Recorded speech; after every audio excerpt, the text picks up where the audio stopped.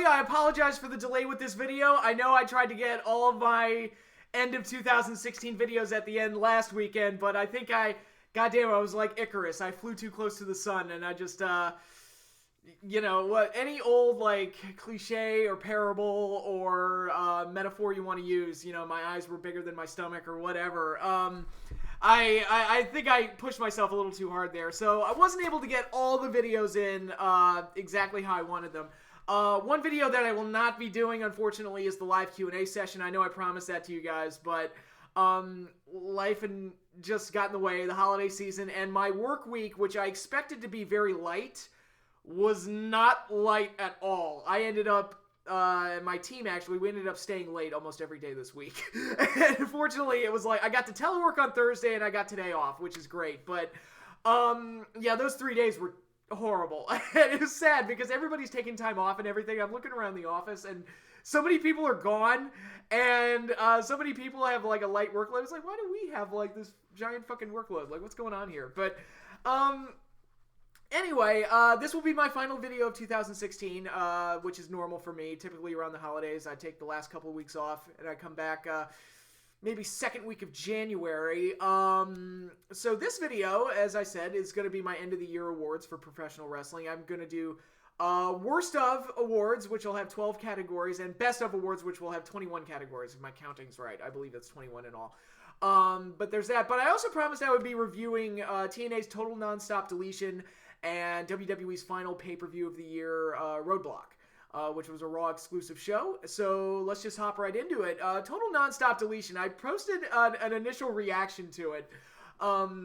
And that really seems to be the best way to review these broken Matt Hardy style shows, because they're really something that you can't really review in the traditional sense. They're really something that you need to experience and just capture your reaction to it, because they're so bizarre and so off the wall and so unlike anything else that's going on in pro wrestling. Even Lucha Underground, which really pushes the boundaries, is like all the craziness that you can do. But oops, sorry about that. That's all done with a lot of polish and cinematic nature. I really don't know how to describe the broken brilliance of the Matt Hardy stuff. And like I said before, I can't guarantee you'll like it. You may hate it, you may love it, I don't know, but it's something that you definitely should watch, just to experience it. And I will give them credit for this, for a company that has had so little going for it ever since they got off Spike TV, and even before then, because the Hogan experiment was a disaster and just a complete failure. You know, TNA has done very little to capture attention or to capture the imaginations of wrestling fans, and it's becoming harder and harder to do that, especially with the WWE expanding and with the network, you know, getting things like the UK show and NXT and the Cruiserweight Classic and all these other things. It's like, man, WWE's like covering all their bases, and then really the strongest alternatives that are out there right now to what WWE is doing are Lucha Underground and New Japan, and that's because they offer something vastly different to what you typically get in the WWE. And even New Japan, you know, the Cruiserweight Classic to some degree, and even NXT with guys like Nakamura as their top guy, it's, you know, it's becoming harder and harder for the other shows to really stand out, because it feels like WWE is just expanding and just covering all their bases and trying to do everything. So TNA just doesn't have much on its... doesn't have much that it can do, really. So when I see something like Broken Matt Hardy and the Final Deletion and Delete or Decay or the Great War and this Tag Team Apocalypto match in particular from Total Nonstop Deletion, I go, man, that was really cool and creative. It's not the type of thing that you can do all the time, obviously. I keep waiting for a point where I get sick of the Broken Matt Hardy stuff, but to have this entire show take place at the Hardy compound with a venue that's styled after Broken Matt Hardy, I mean, his face is the entrance ramp, was very different from the typical episode of TNA Impact. And even like some of the weird things they did, like having Vanguard 1 do a run-in and even capture like aerial shots of the compound in between matches, or King Maxwell, Matt Hardy's son, defeating Rockstar Spud in a match. It's like they booked a toddler in a fucking match. I mean, that is so hilarious. It's so dumb and so crazy, but in this weird, like, fucked up way, it kind of works. It's really strange. And the most normal thing on the entire show was Lashley versus Eddie Edwards for the title. And that didn't even officially get an ending. They just kind of brawled into the compound, which led into the Tag Team Apocalypto match, which that's really the crux of what I want to talk about. The Tag Team Apocalypto match, to me, blew Final Deletion and the Great War out of the water with all the insanity that they put in there. In a weird, fucked up way, they gave us the dream match of the Hardy Boys versus the Rock and Roll Express, who are looking more and more like the Nasty Boys as time goes on. But they worked in cherry pickers. They worked in a volcano. Because sure, why not? And they actually had, because there were so many teams involved and so many guys involved, they actually had like individual stories that they kept cutting back and forth to. It was really fucking crazy, but it actually had like a structure to it. Like Lashley and Eddie Edwards continued brawling even though their match was technically over. I actually thought they were going to do something weird where Lashley and Edwards would in some fucked up way actually end up winning the match and becoming the tag team champions. That would have been like a really weird way to end it, but Rockstar Spud said, I have a partner and he's on his way, and it turned out to be Hornswoggle, who had one really funny line that made him funnier than he ever was in WWE. It was really strange. They were walking to the ring. Yeah, parts of this match actually still stayed in the ring, believe it or not. And Rockstar Spud like patted him on the head and he's like, hey, no head pats. I'm a grown man. And that, like, deadpan delivery is, like, the funniest thing that Hornswoggle has ever done. Yeah, like I said, they worked in the Rock and Roll Express where they did the bit where, he was stuck on the cherry picker and Road Warrior Animal came the fuck out of nowhere and was taunting him. It was like, what the fuck is going on? And, sorry, let me turn my phone off while I'm doing this. Okay. And you had Decay, who were standing in front of the gates, like, attacking every new team that came on board, and were just eliminating and even murdering people left and right. You had the Helms Dynasty involved, and the Lake of Reincarnation, where Gregory Helms fell in, and reverted back to his 3-count gimmick, and eventually the Hurricane, and the Hurricane turned on full superhero and helped out Broken Matt Hardy, which involved a dig at Triple H, where the man of 3 H's would enjoy how we buried these 3 young promising talents. I mean, it was really fucking funny. It was weird. I believe there was a sense of self-awareness to it. They even cut to like news broadcasts of North Carolina or wherever the Hardys are from. I forget where, but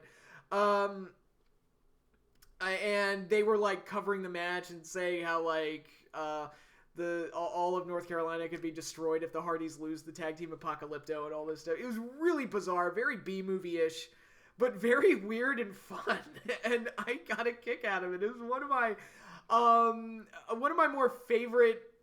I mean, it's not as good as like the NXT Takeover specials or like Ultima Lucha or Aztec Warfare or some of the better WWE shows like Battleground. But as far as like, if I were gonna rank like some of the best like major shows of the year, Total Nonstop Deletion would probably be on my top 10 somewhere because it was just so odd and strange. And just when you think the Broken Matt Hardy stuff can't get any weirder and can't get any stranger, they find a way to top it. Now, I have no idea how the fuck they're ever going to top this. That was just an insane experience all around. And kudos, I mean, for a show that has had so little going for it, this is something that's worth paying attention to, and at least it's worth talking about. And it's things like this and the Will Ospreay Ricochet match from earlier this year where people are like debating on whether or not it's good and what's the artistic value of something like this.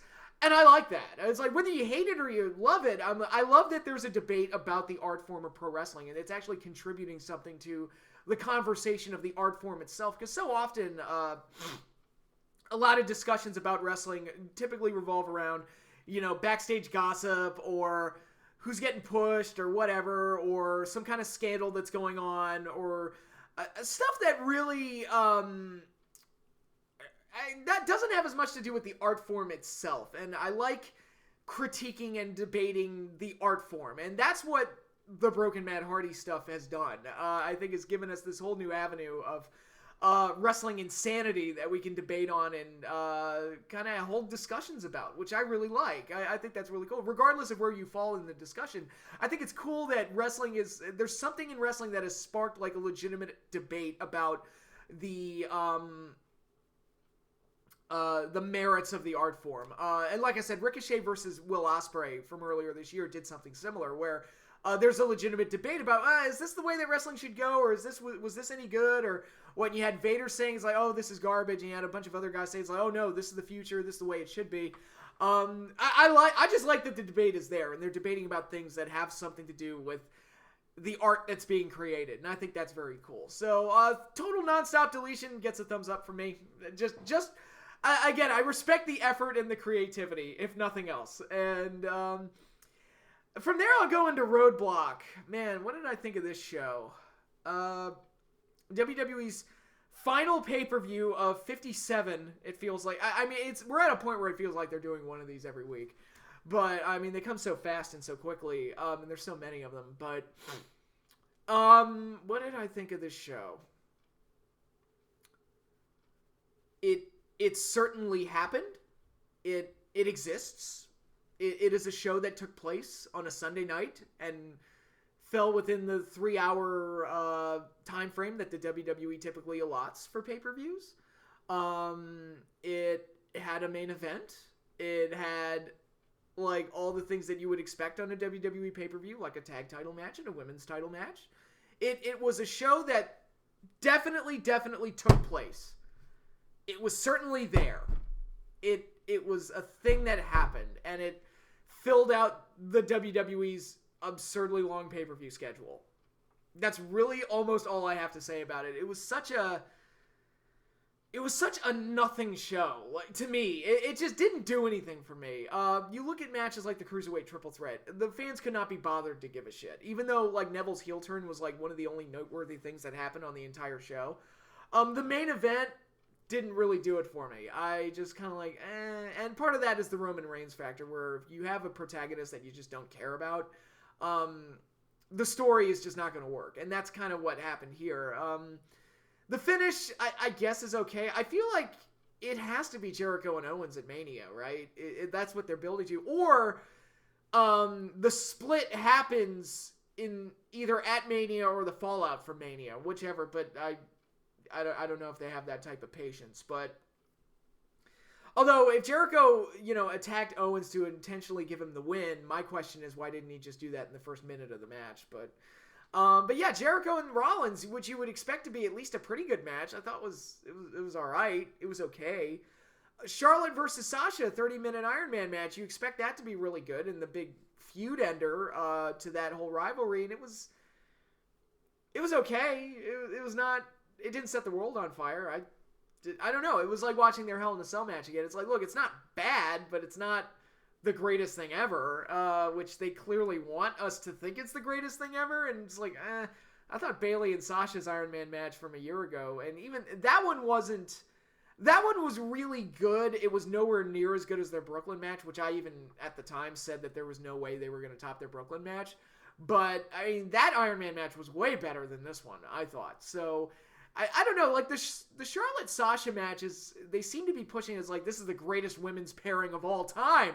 And I'm like, they're okay. Honestly, I think my favorite match they ever had was in NXT. It was their Our Evolution match. I think that's my favorite one that they ever did. But yeah, again, the matches are not terrible.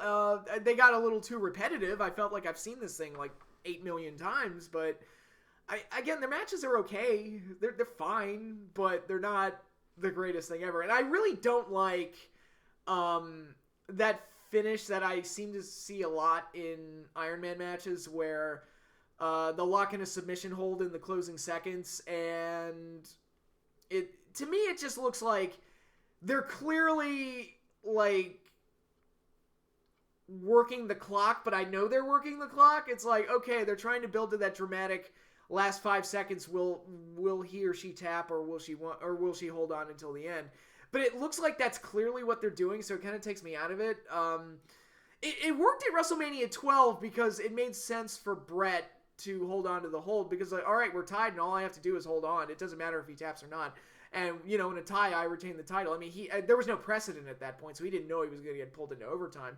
So that made sense, and that worked for me. But here it's like, Charlotte, you're down 1. I feel like you need to be a little bit more urgent here and showing a little bit more urgency in the last minute. It's like you're just content locking in a submission hold and hoping that Sasha taps. I'm like, I mean, and it kind of makes Sasha, I could tell that Sasha was waiting for, the closing seconds for, the right second to tap. So it looked kind of staged, and that was the problem. It didn't look, authentic, I guess. It just looked like a stage thing that they typically do with Iron Man matches. But, but like I said, overall the match was fine. It just wasn't anywhere near one of the best matches like they want us to think it was. And I'll follow this up with what happened on Raw. Part of the problem with Sasha right now in the main roster is that she's not Sasha Banks. She's doing the things that Bayley should be doing, like getting her, pouring her heart and soul into a match and losing and getting injured in the process and having to fess up to her losses. Those are the type of things that Bayley should be doing, and those are the things that made Bayley great. Sasha should be, I'll spit in your face, I'm nasty, I'm mean, I'm the boss, fuck you if you don't like it. That should be Sasha Banks, and that's not what we're getting. We're getting this kind of milquetoast babyface underdog, and I'm like, that's not playing to Sasha's strengths as a character or as a performer. I feel like, again, go back and watch her in NXT. She was nasty, she was mean, she was overconfident, and she was just a jerk. And that's not what we're getting here. And to me, it just doesn't work. And to me, the things they're doing with her, the things that Bayley should be doing, and Bayley is just, they did exactly what I thought they were going to do with her. They took that one aspect of her character, it's like, I like hugs, and they made that her entire character. It's like, I love to hug people. Like that bit where they showed her backstage just randomly hugging people. I'm like, I knew they were going to do that. I just knew it. I just fucking knew it. And, what else was on this show? Sami Zayn versus Braun Strowman for the great setup that they had on Raw the week before. I thought the match was kind of milquetoast. I didn't like that they threw in the 10-minute time limit thing at the last minute. I feel like that's something that should have been a part of the story much earlier. Like, say Braun Strowman is having, a 10-minute challenge, and he's just killing people left and right. And Sammy does it one week, and he lasts the longest. Let's say he lasts, 6 or 7 minutes. And he wants to do it again. It's like, I know I can go the distance with this guy. I know I can last the full 10 minutes. And make that the crux of the story. Here, it just felt like it was something that they slapped on, because they wanted Sammy to win, but they didn't want to hurt Strowman. And that's why they did it. When I feel like the 10-minute time limit thing is something that should have been a part of the story much earlier. Also, Foley trying to stop the match looked crazy to me because the beating that Sammy was taking did not look severe enough to warrant that. It was like, Strowman was dominating, but Kevin Owens has given Sami Zayn worse beatings than this. I mean, again, go back and watch their first NXT match. This is nothing compared to some of the other beatings I see. This is ordinary as fuck. I mean, this doesn't look throw in the towel worthy to me. So that match didn't really do it for me either. Trying to think of other stuff. What else was on the show that was just, and that's most of it right there. That was basically the show. The best match on the entire show, in my mind, was actually the opener where the New Day finally lost the tag titles to Cesaro and Sheamus. Great finish. Awesome finish where I thought they botched it, but no, it was actually a brilliant use of the rules of tag team wrestling where it looked like Cesaro and Sheamus missed the tag and they were going to it looked like they were setting up for Cesaro to tag in and get kind of a hot tag, but it looked like Sheamus missed him, and they didn't get the tag, and I'm like, oh, they fucked up there. But no, it was actually a trick where the other guy stayed legal and tricked the New Day into thinking that they had made a tag when they really didn't, and they were able to get a quick roll-up for the win. I'm like, that was a brilliant fucking finish. I thought that was very creative and very cool. I guess my only problem with this is that New Day losing the belts right after they broke the record feels a bit convenient to me. It's like, all right, they broke the record, might as well just keep them going until WrestleMania at this point. But the match was good. I thought it was just a good, solid tag team match, a good, solid opener. Everything else in the show kind of fell flat for me and was just kind of, not terrible, but just ordinary. And unremarkable, and, you know, give it 2 or 3 months, I probably won't remember this show ever happened. But in any case, so that is, those are my last show reviews for the year, Total Nonstop, Deletion, and Roadblock. With that, let me jump into my end of the year awards. And with that, let's just hop right into it. Let's start with the negatives first. I have my notebook right here, have all my wonderful selections for the end of the year awards picked. Like I said, for the worst of awards, I picked 12 categories, and I will be listing off those first. It's always fun to be more negative, right? But let's end on a positive note. So I figured we'll put all the best of awards at the end, and let's get the negatives out of the way first. So, first category, worst commentary team of the year, of which, I mean, it has to be a main roster WWE choice, right? I mean, between David Otunga on SmackDown, who is so bad and is so biased towards the babyfaces that he actively makes me root for the heels. He is that bad. Like, Alexa Bliss has become a babyface in my eyes because of the way David Otunga calls her matches and the storylines that she's involved with. You have Michael Cole, who's obnoxious. You have Byron Saxton, who's obnoxious. You have JBL, who's a loudmouth schnook, who used to be great. I don't know what happened to him. But fortunately, the draft seemed to fix at least some of the problems. Like, Mauro Ranallo makes the SmackDown team bearable. Corey Graves makes the Raw team better. I mean, it's not great, but it's better. So we've seen some improvements, but prior to the draft, I would say that the worst commentary team of the year, without question, was Michael Cole, JBL, and Byron Saxton on Raw pre-draft. They were horrible. They were, I mean, I watched Raw on mute so many times because I just could not listen to them babble on about bullshit for anymore. Like I said, Corey Graves has fixed that at least a little bit, but before the draft, man, when we had those 3 knuckleheads calling the show every week, it was unbearable. It was unfucking bearable. They were lousy. They were just lousy. And I'm glad that they're not a team anymore. All right, worst authority figure. Authority figures are a thing on every wrestling show now. So my pick for the absolute worst one, like most unbearable one of the year, I think some of you would probably expect me to say Billy Corgan or Dixie Carter from TNA, but they were, like, Corgan wasn't around on TV long enough to really make much of a lasting impact, and actually he wasn't as terrible as I would have expected him to be, and Dixie Carter took a much reduced role, so she wasn't as much of a presence. So I'm actually going to pick Stephanie McMahon from Raw as my pick for worst authority figure of the year. Stephanie, when she's good and when she has good material, she's really good. And, like, I think back to her stuff with Daniel Bryan, and all that stuff was great. But as a constant presence on the show, and with Raw as inconsistent and as bad as some of the storylines are, and the fact that she gets over on so many people so frequently, she becomes more of an annoyance and a detractor of the show rather than, something worth watching. And when the show becomes about her, it becomes insufferable and annoying. So that's, and, when you're an authority figure, you don't want... The show really shouldn't be about you. It should be about the wrestlers. And the authority figure is just kind of, should be there to kind of make decisions when they need to, or to make matches or something like that. They shouldn't be the guiding force of the show. And far too often, she can be the guiding force of the show, and that can be very annoying. All right. So next category, biggest career regression.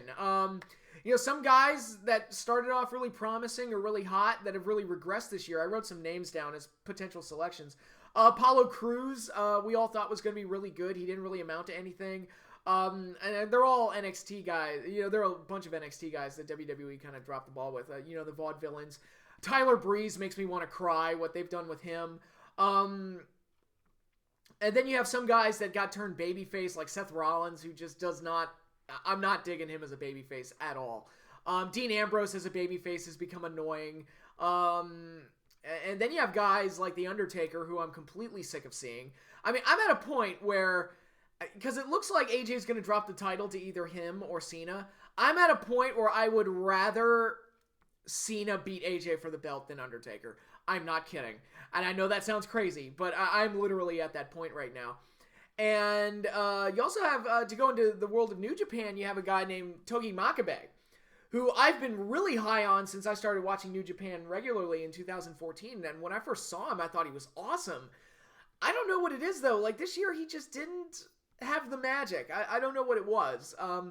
Granted, I mean, he was working in a tag team with Hanma for most of the year, but you would think that he'd be able to do something cool, and he just kind of looked like an ordinary guy. Even in the G1 Climax, he didn't really stand out that much.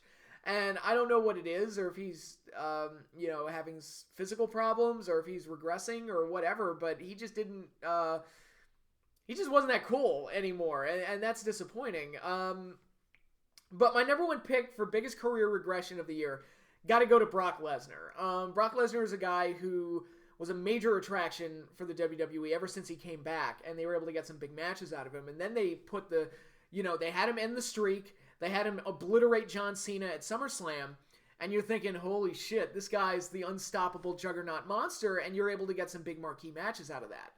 This year, he didn't really have any standout marquee matches. I mean, he did have big matches that they wanted to be big attractions, but they just didn't deliver. The match with Dean Ambrose at WrestleMania fell flat. I remember when I reviewed WrestleMania, I was like, that match was kind of ordinary. And I was like, that didn't really do it for me.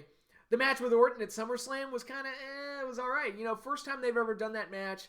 It's a worthwhile match to do, and so you think it's going to be really good or memorable, and it really wasn't. And then, obviously, there was him with the UFC fight, and he failed a drug test, so that hurts his standing as a major star that the WWE wants to highlight, because they're highlighting a guy that failed a drug test in a real sport, so that kind of takes away from him a little bit. Honestly, the best thing he did all year was lose to Goldberg in 90 seconds. That was honestly the best thing he did all year. There's just nothing cool or memorable from Brock. He literally was just that guy that shows up, gets a paycheck, and leaves. And that doesn't make for an interesting character. Like, the cool, badass attraction that he was a year ago or the year before that, that magic just wasn't there this year. And that's unfortunate, but I also feel like they got to a point with Brock where it's like, all right, you guys need to start cashing in your chips with him. And they did so by having Goldberg be the one to beat him, which is like, that's not what I meant, but all right. I mean, at least it was memorable, so I'll give him that. Next category, worst weekly show of the year. The easy target would be Raw, for obvious reasons, but I'm going to give it to TNA Impact Wrestling, because aside from the Matt Hardy stuff, there just wasn't a lot of intrigue with TNA this year. Not that they don't have talented guys. Like, EC3 is very good. But it's just, the brand of TNA and their standing as a major wrestling company has really gone downhill in the last few years, and they've just struggled to find any way to get attention or put on shows of quality. And it's just, watching Impact sometimes feels like watching a funeral. It's just, you're kind of just waiting for TNA to die, and it's unfortunate, but it is what it is. And like I said, the only major standout things they had all year was the broken Matt Hardy stuff. That stuff was great, but other than that, just down the tubes. Worst feud of the year. I'm going to give that to Rusev versus Roman Reigns, a feud that ended up being for the U.S. title. And this happens a lot with Rusev feuds, and you're kind of seeing it now with Enzo and Cass as well. Rusev is almost always the babyface in my eyes. And it's like, it feels like because he's anti-American and because he's a foreigner, it's okay for these babyfaces to be complete and utter jackasses to him. He comes out, he marries Lana, and he wants to have a big celebration for it, and to basically show off that he married Lana. And Roman Reigns has to be a dick and rain on his parade. I'm like, look, dude, I don't care that he married Lana. Good for him. She's hot. Great. Wonderful. Go be happy. I don't care. It's like, it's not that villainous to me. So Roman Reigns getting in his face and upsetting his party just makes Roman look like an asshole.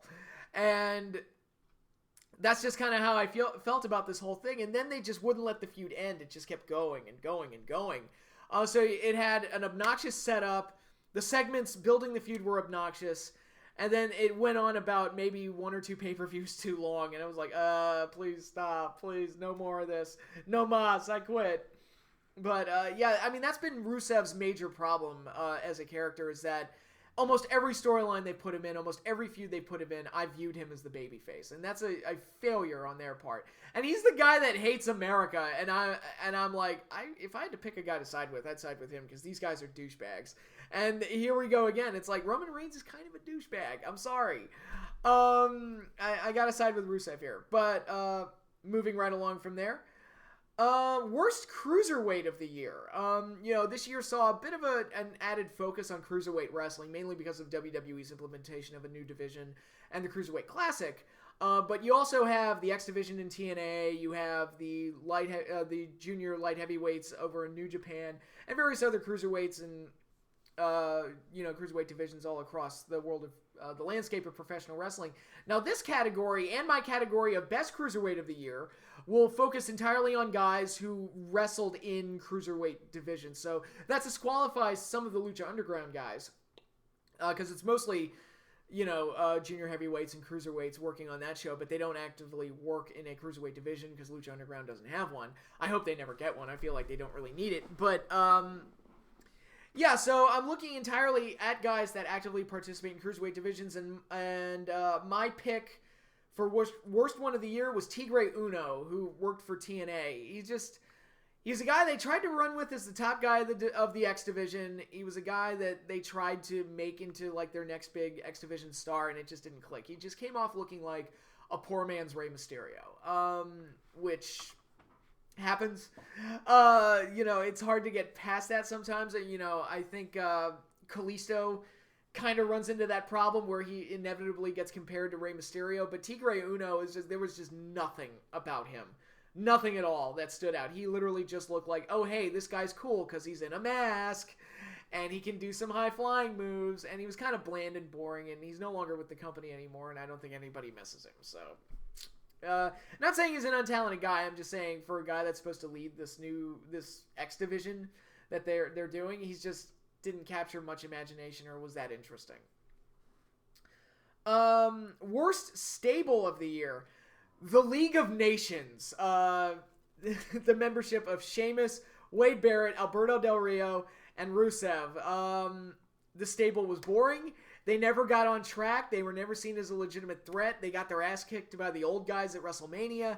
So it was a combination of bad booking and a bunch of talents that I don't find particularly interesting. Rusev is the best one of the four. And he's just been the recipient of really bad luck and bad storylines, like this one. Alberto Del Rio, outside of WWE, he's fine. Whenever he's in the WWE, he's boring as fuck, and he was boring as fuck here. Sheamus is the most inherently uninteresting man that the WWE has ever tried to push. This recent tag team that he's been doing with Cesaro is probably the best thing he's ever done. It's not even that groundbreaking or that great. It's just not annoying, and at least it showcases Cesaro. So it's like, okay, I can live with this. And Wade Barrett, who's another guy who never really interested me all that much. So it's like a bunch of boring people or damaged goods all having this stable, and they're never booked that well. So they were really just eating up TV time when they didn't really need to be there. So the League of Nations. When they broke up, I was completely fine with it. I didn't miss them when they were gone. No way. And actually, now here we are. Two of them are gone from the company now. Alberto Del Rio's gone and had that whole little thing with Paige. And their insanity. What the fuck is going on with them anyway? It's like they can't like keep themselves out of the news for longer than a month, it seems. But yeah, so he's already gone. Wade Barrett left not long after the group split up. And you've just kind of got Rusev just kind of, they tried to fix him by just going back to doing what he was doing when he first showed up. And Sheamus, fortunately, landed the tag team with Cesaro. But ultimately, the stable was ineffective, didn't do anything for anybody, and was just a waste of time. Worst tag team of the year. Gotta give this one to Golden Truth. I'm fine with comedy tag teams. My problem here is that these guys are just not funny. The segments that they did together were not funny. The build-up to get them to become a team was not funny or engaging at all. Working Tyler Breeze and Fandango into the mix only yielded some painfully unfunny matches and segments. And, their entrance isn't funny. The Pokemon Go stuff that they were doing together wasn't funny. Goldust has definitely regressed from where he was when he was tagging with Cody. That was the other thing where, when he was in the tag team with Cody, they were doing legitimately great work together, and they pulled the plug on that as fast as they could, and yet here we are. It's like, oh, we got to give like a huge storyline dedicated to him. When I say huge, I mean long. I mean, they built it up forever. Them ultimately becoming a team, and then they finally become a team, and they just come out, do their stupid entrance, and then typically get beat. So, they're annoying, they're unfunny, and they're ineffective, and add absolutely nothing to the show. So, not a fan of them. Worst female superstar of the year. I mean, I hate to be mean, but it's got to be Eva Marie, right? I mean, she got pulled up to the main roster for God knows what reason. Vince or somebody in the WWE clearly has a hard-on for her and want to make her into a star, and she's somebody's pet project, and she's terrible. I mean, she is so bad at everything. She can't work, she can't talk, she has no presence. But she's hot, so even though I think the red hair makes her look kind of dumb, but I don't know, there's just nothing about her, and the fans know she sucks, so I guess you could say she gets heat, but they haven't been able to really do anything with that. And then on SmackDown, they gave her that bit where she's like, oh, she comes out for her entrance, but she can't wrestle, which is just annoying. And I'm like, how long can you, it's like, what kind of evil plan is this? You're a wrestler that doesn't want to wrestle. It's like, all right, great, I don't care. She's been off TV for a while now. I don't know if she's ever going to come back or if they've finally given up on her or what the deal is, but it is, she's not good. No bueno. So at least the only nice thing I can really say about her is that I didn't have a hard time picking a worst female performer of the year. It had to be her pretty much. Worst, pay-per-view or special event of the year. I had to think about this one for a bit because I don't think there were any shows this year that I saw that were truly, truly like December to dismember bad or anything like that. Nothing that I saw anyway. I even included like special TV episodes like Aztec Warfare or Ultima Lucha in like trying to consider those type of episodes like special Raws or special NXT episodes or anything like that just to try and find a number one pick. But really, I gotta give it to WrestleMania 32. I hate to say that. Like I said when I reviewed it, it's not necessarily one of the worst WrestleManias ever, but the show was overly long. The booking for a lot of it was highly questionable. The main event was terrible. The Hell in a Cell minus the one spot was terrible and pointless. Ultimately, the way things played out. Wrong guys went over. Old guys went over the young guys in various segments. The Wyatt family got humiliated again. It was just a show that was, and like I said, it was overly long, which was also a huge problem. It was like it was trying to be a New Japan Dome show.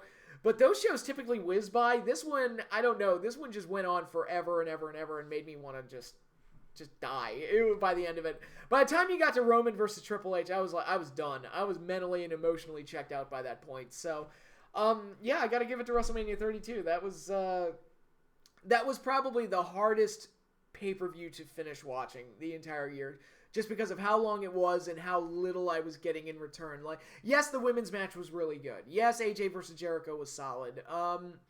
But and I even enjoyed the Andre the Giant Memorial Battle Royal, but it was just, there was too little given for too much of my time taken. It was not good. It was not good. Not good at all. Worst superstar of the year. Speaking of WrestleMania, I got to give it to the guy that walked out of WrestleMania with the belt. It's got to be Roman Reigns. The guy that they just will not quit on for whatever goddamn reason. They will continue to shove Roman Reigns down our throats. And it's not... Everybody goes after his ring work, and I'm like, dude, it's not that. It's the fact that he's a terrible character with awful mic skills that is an annoying presence on the show, and then there's that whole aspect that he is just rammed down our throats, and we're supposed to just accept it. We're supposed to be... They expect us to like him because they tell us to like him without giving us any kind of substance for liking him. And the fans have made up their minds. It's like, look, guys, we don't like him. What are you doing? we just don't like the guy. And they could easily fix that with a heel turn, but they don't want to do it. And they just continuously ram Roman down our throats, whether we like it or not. Even keeping him at the U.S. title level, following his whole, he got demoted after that, after failing that drug test. But the run of Roman Reigns has been an annoying one, to say the least. And it's John Cena all over again in a lot of ways, where it's like, look, we made up our minds.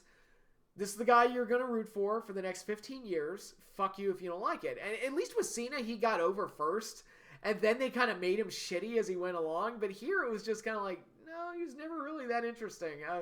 Once the Shield broke up, he got less and less interesting and more exposed. It was like, oh, no, not this guy. Please not this guy. And they've just kind of made up their minds and said, nope, we're going with this guy. Fuck you. And it's unfortunate, but it looks like Roman Reigns is here to stay. They don't want to turn him heel. They don't want to change anything, but they don't even want to change his music, which is, he's still using the Shield theme song. They have literally done nothing to try and fix the problems with him, except demote him. That's really the only thing that they've done, and that was largely just in response to failing a drug test. But just not a fan of Roman. Not a fan. And finally, my pick for worst match of the year, while we're on the topic of WrestleMania 32 and Roman Reigns, my worst match of the year has to go to Triple H versus Roman Reigns at WrestleMania 32. The main event of the biggest show of the year was a complete and utter train wreck disaster. Another horrible main event under Triple H's belt for WrestleMania. It's it summed up the whole show. It was long, it was boring, it gave us an outcome that we didn't want. Although, like I said when I reviewed it, it's like, what outcome would I have wanted? I mean, either Triple H wins and I'm bored, or Roman wins and I groan. There's no happy rainbow and sunshine at the end of this. I'm gonna be unhappy no matter what. So, the crowd voiced their displeasure with the whole thing by chanting Nakamura and various other things. It was the match that nobody wanted, with the outcome nobody wanted, and it was given to us in a really long, really boring match that's synonymous with Triple H's WrestleMania main event runs. Was this the worst Triple H main event match ever?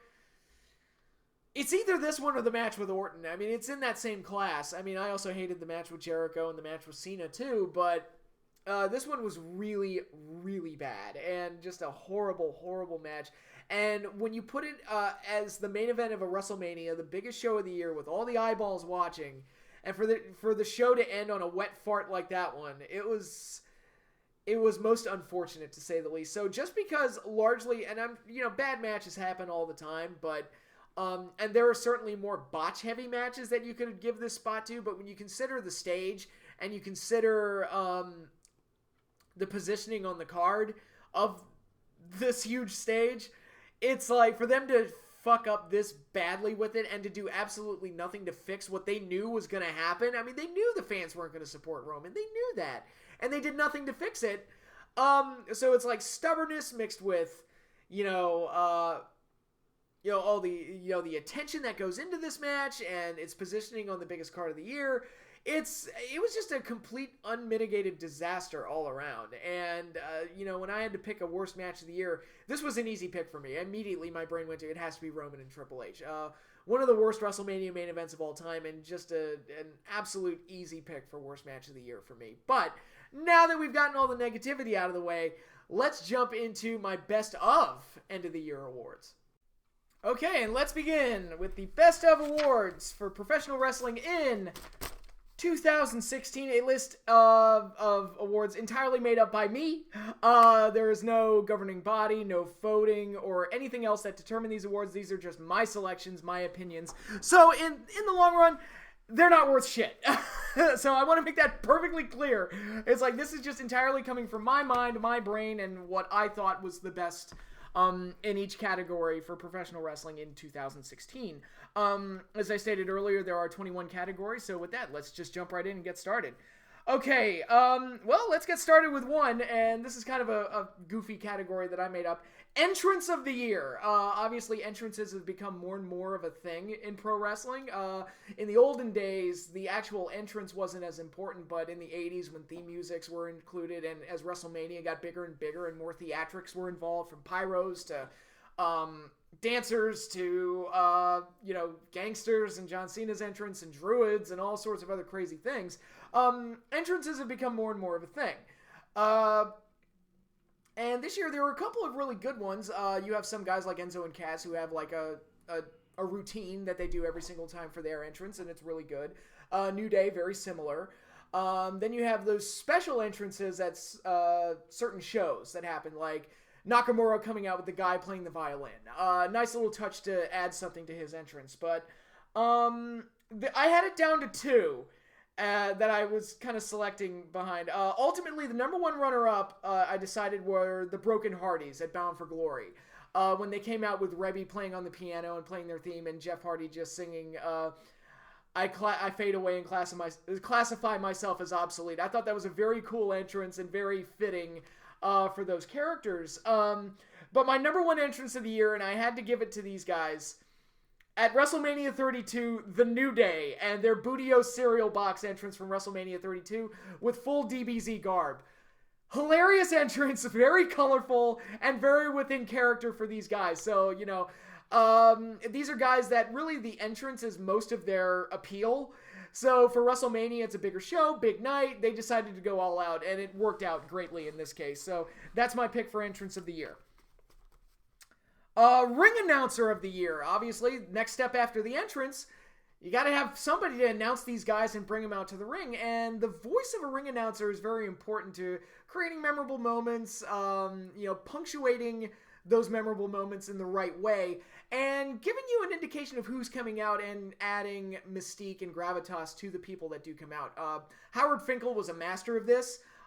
Greatest ring announcer in the history of the business. I mean, nobody could announce a new champion like Howard Finkel. He was the best. Nowadays, it's getting harder and harder to find more special ring announcers. But if I had to pick a favorite, without a doubt, it is the lovely and talented Melissa Santos of Lucha Underground.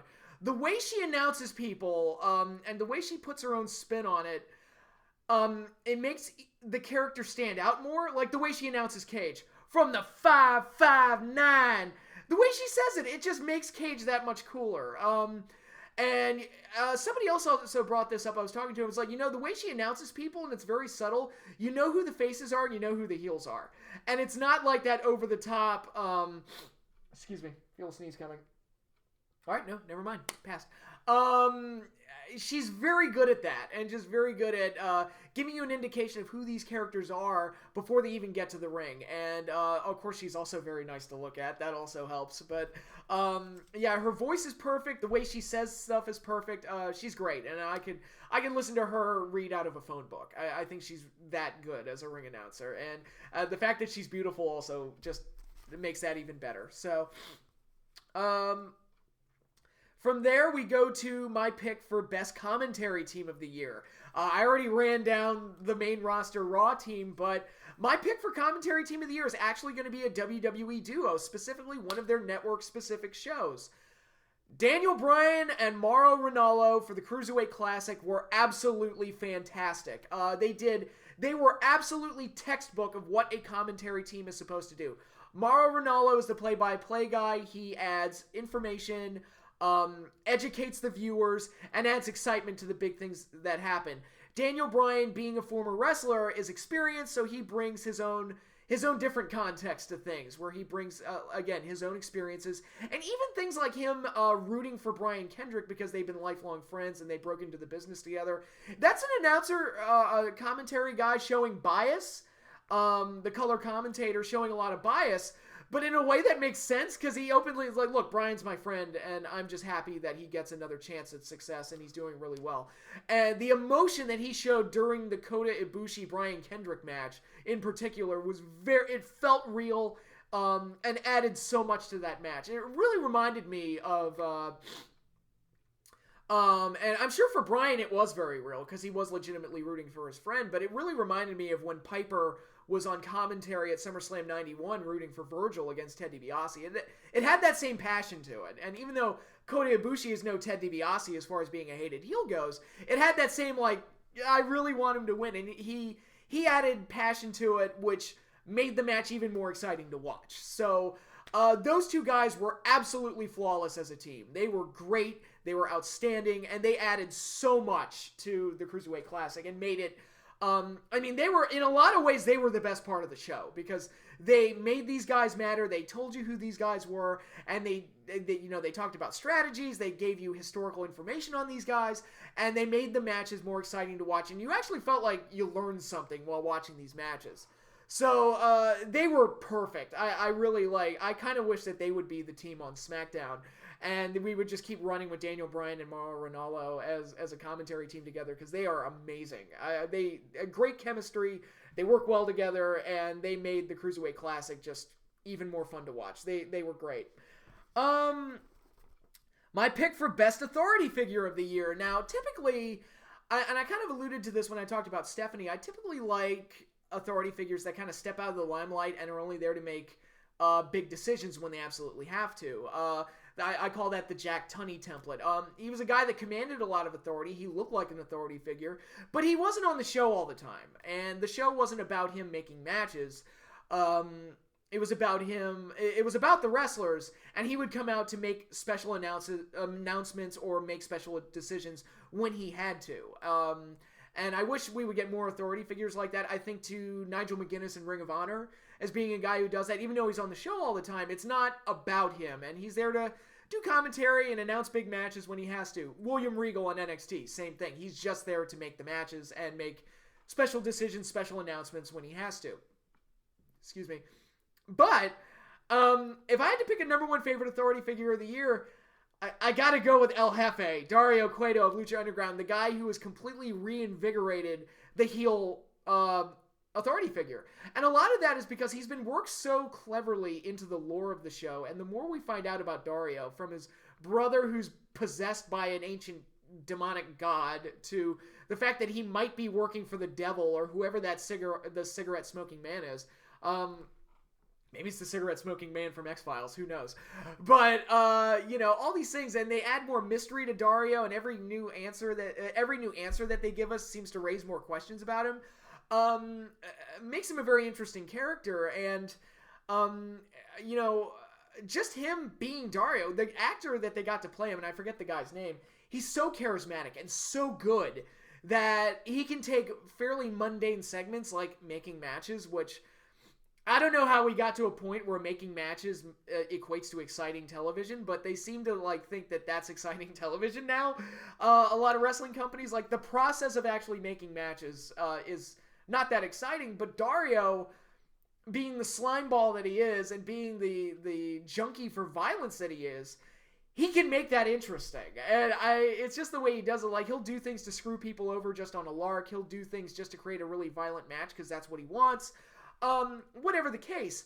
And even serving as a manager to the Monster Matanza Cueto and doing the whole Dario Dial of Doom thing and doing things like the unique opportunities and creating new tournaments and title opportunities and all these other things. He's a wonderful presence on the show. And again, he never seems to come at the expense of the wrestlers or the characters. You still think of Puma as a top guy, Pentagon as a top guy, Mil Muertes, Matanza, Phoenix, all these other guys, you still think of them as very important components of the show, and he doesn't necessarily overshadow them. If anything, he adds to them. I think of the segment he had with Sexy Star where he encouraged her to be more violent, and that fed into the No Mas match later in the night. So I think Dario is a guy who is very involved in the show, but adds so much that it doesn't feel like a detraction. He's great. He's fantastic. And El Jefe, he's the man. I love him. Manager and Valet of the Year. Or I should say manager or Valet of the Year. We're actually kind of seeing a resurgence in managers. I remember for a few years, managers kind of went away, and that was a major knock I had on modern day wrestling. But in recent years, they've kind of made a comeback, which is very good. We're seeing Paul Ellering back in NXT, and I think he adds a lot of credibility to the Authors of Pain. I think Maria has added a lot to Mike Bennett in TNA, to where they're one of the the better acts on the show. They're one of the more interesting parts of the show anyway. Who else did I have here? Some of the runner-ups. Vampiro as Pentagon's master, even though he technically doesn't escort him to the ring or anything. I think he adds a lot to Pentagon. Paul Heyman, obviously, without Paul Heyman, I don't think anybody would care as much about Brock Lesnar. You need that mouthpiece. You need that guy to really sell it. And Paul Heyman does that very well. My pick for manager/valet of the year, again, it's going to go to another Lucha Underground person, Katrina, who is the valet of Mil Muertes and the Disciples of Death, who are dead now. But she's one of those ones. I'd heard that she was in NXT under the name Maxine. Didn't really make much of a splash there. And then I see her in Lucha Underground. It's like, what the hell did WWE miss that they didn't know what to do with her? She's basically the New Age Paul Bearer, where she's so, like, shrouded in mystery and creepy and really adds to the overall Mil Muertes package.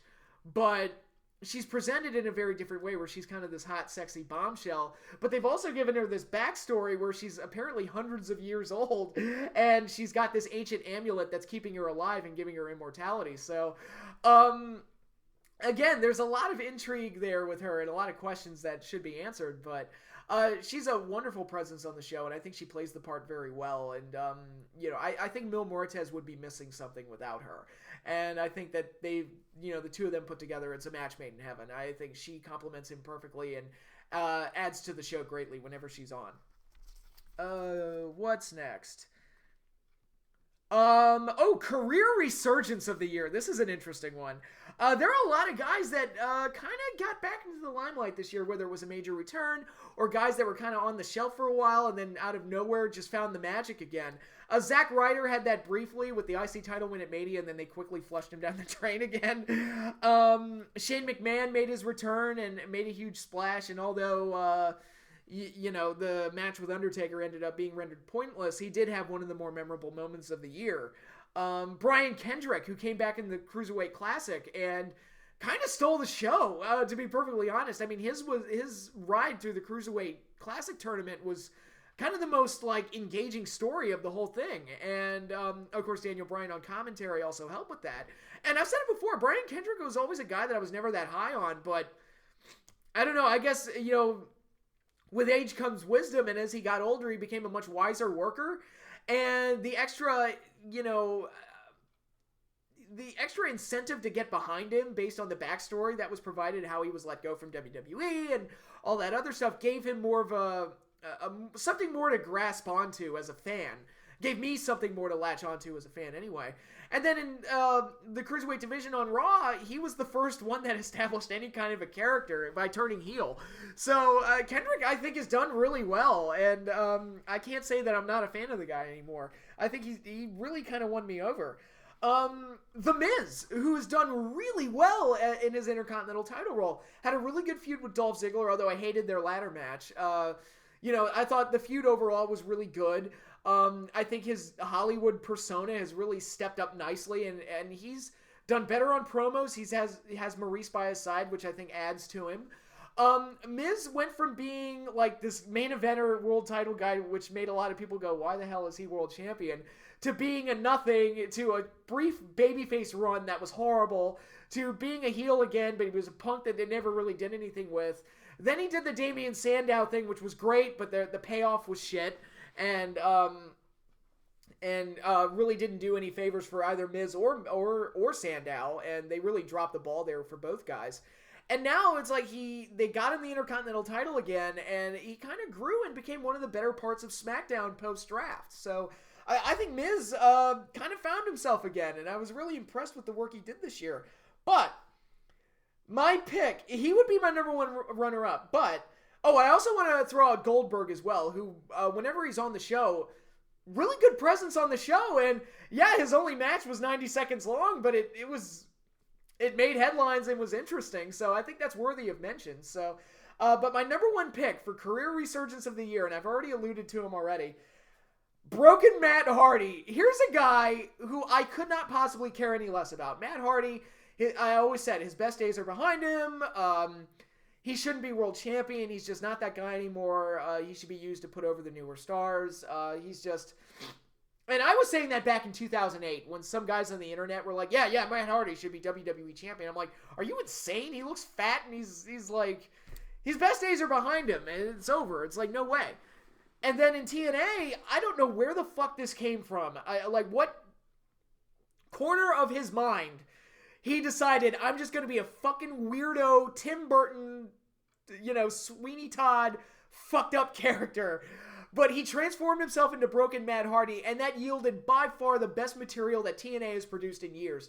Again, I alluded to it earlier by, sparking debates about whether or not the stuff that they're doing is actually good.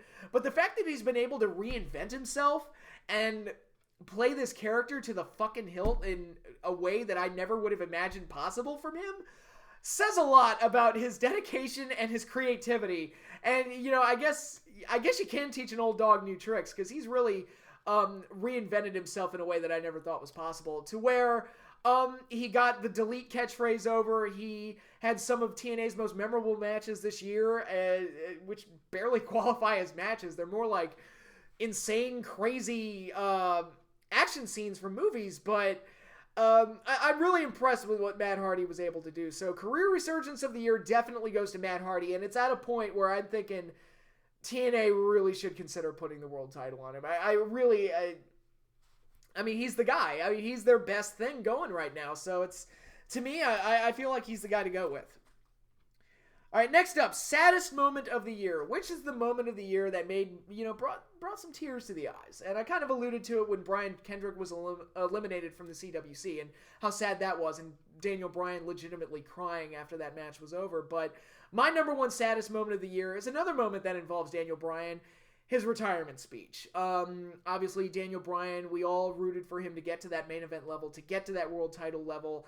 And unfortunately, we got the big WrestleMania moment, which was great, but we never really got the main event run that we should have out of him. His body just broke down on him, and it's unfortunate. His career should still be going today, but it's just one of those things that was very, very unfortunate. And I guess it says something about the kind of that high-flying Ring of Honor type of style. It's like, when you add that style to the WWE schedule, man, your body's just going to break down. And I think Daniel Bryan is a victim of that. But the speech he gave on that Monday Night Raw, where he officially announced his retirement, was one of the saddest, most heartfelt, emotional things. And it felt very real because it was real. And it was, even though we weren't ready to lose him as a performer, it was a fitting and emotional farewell to a great, great professional wrestler. And, even though his run at the top didn't last long, I still say WrestleMania 30 is one of the greatest WrestleManias of them all, just because he got his moment in the sun. It was all for that story and that payoff. And as much as that victory meant to Daniel Bryan, it meant just as much to us fans, because and I've talked about it when I reviewed the show, but we all waited. I personally sat there waiting for them to pull the rug out from under us. I'm like, are they really going to put the belt on him? And during that three-way match, I kept waiting for them to just yank the rug out from under us, and it didn't happen. They gave it to us, and it was magnificent, and it was great. And like I said, his run at the top didn't last long, but it was great when it lasted. And to say goodbye to Daniel Bryan as a performer this year was very sad, but the moment itself was very memorable and very emotional, and in some ways one of the best. It's one of the worst moments of the year because of what it meant, but it's one of the best moments of the year as far as like making me feel things, if that makes any sense. So thank you once again to Daniel Bryan for everything that you gave us over the years. Great stuff. After that, let's go from tears to laughs. Funniest moment of the year. On the internet, a lot of guys don't seem to like comedy in wrestling. They seem to like frown on that, and that's becoming less and less of a thing. A few years ago, especially, whenever like WWE would even attempt to be funny, people would be like, "Ugh!" on the internet. They'd be like, "Ugh, comedy." And then you see guys like Jim Cornette saying, "Funny don't draw money," and all that other stuff. I'm like, dude, come on, I like to laugh. It's like, comedy is great. I love to laugh, and wrestling comedy can be fantastic. I think back to some of the Rock and Sock Connection stuff. I think back to the Mountie and the Big Boss Man in their jailhouse match and all the stuff that resulted from that. Comedy in wrestling can be great. It just has to be good comedy, and that's where WWE falters most of the time, is that their comedy is typically terrible. But we did have some really funny moments this year. Enzo and Cass, their pre-match routine is always great. Their best one, their funniest one, I thought was the one before Battleground 2016, where they talked about bananas and soccer mom haircuts and everything. It was really a great bit, I thought, and I was there in person to see it, so that made it even more memorable to me. And then you have Broken Matt Hardy, where he will just say the most random shit. Like, I talked about it with the final deletion. The line that really got me the most was when he just pointed and yelled, "It's a dilapidated boat!" while running away from Jeff Hardy shooting fireworks at him. It's like, I mean, that stuff's just golden. You gotta laugh at that. But my number one funniest moment of the year, it's another Lucha Underground one. The famous B, Masquerita Sagrada, Believers Backlash match. Which they whipped out every cartoonish gimmick in the book, from wizard hats to Son of Havoc getting involved and all sorts of other crazy shit that went on. It was just a total cartoon match, but I liked it. It was goofy. It was fun. Just to give you an idea of like how warped my sense of humor is, I liked the 4 Doinks match from Survivor Series 1993, that was. I thought that match was funny. I mean, it had water balloons, it had scooters, it had all sorts of wacky shit in it, but I'm like, I don't care. It's fucking funny. I think banana peels were used. It was, I mean, again, it's very slapsticky, but I like slapstick, so, I think that type of stuff is funny. So, yeah, comedy in wrestling can really, really work, and I thought the famous B Masquerita Sagrada match, not only was it a payoff to the storyline that had been set up in season 2, but it was also just a really nice, funny match. So I was cool with it. Best moment of the year. Now this is the overall like coolest, best professional wrestling moment of the year. Like the defining moment for pro wrestling this year, at least for me. When I look back on 2016, and again, I've got to go with Lucha Underground here. It's got to be that moment in the No Mas match.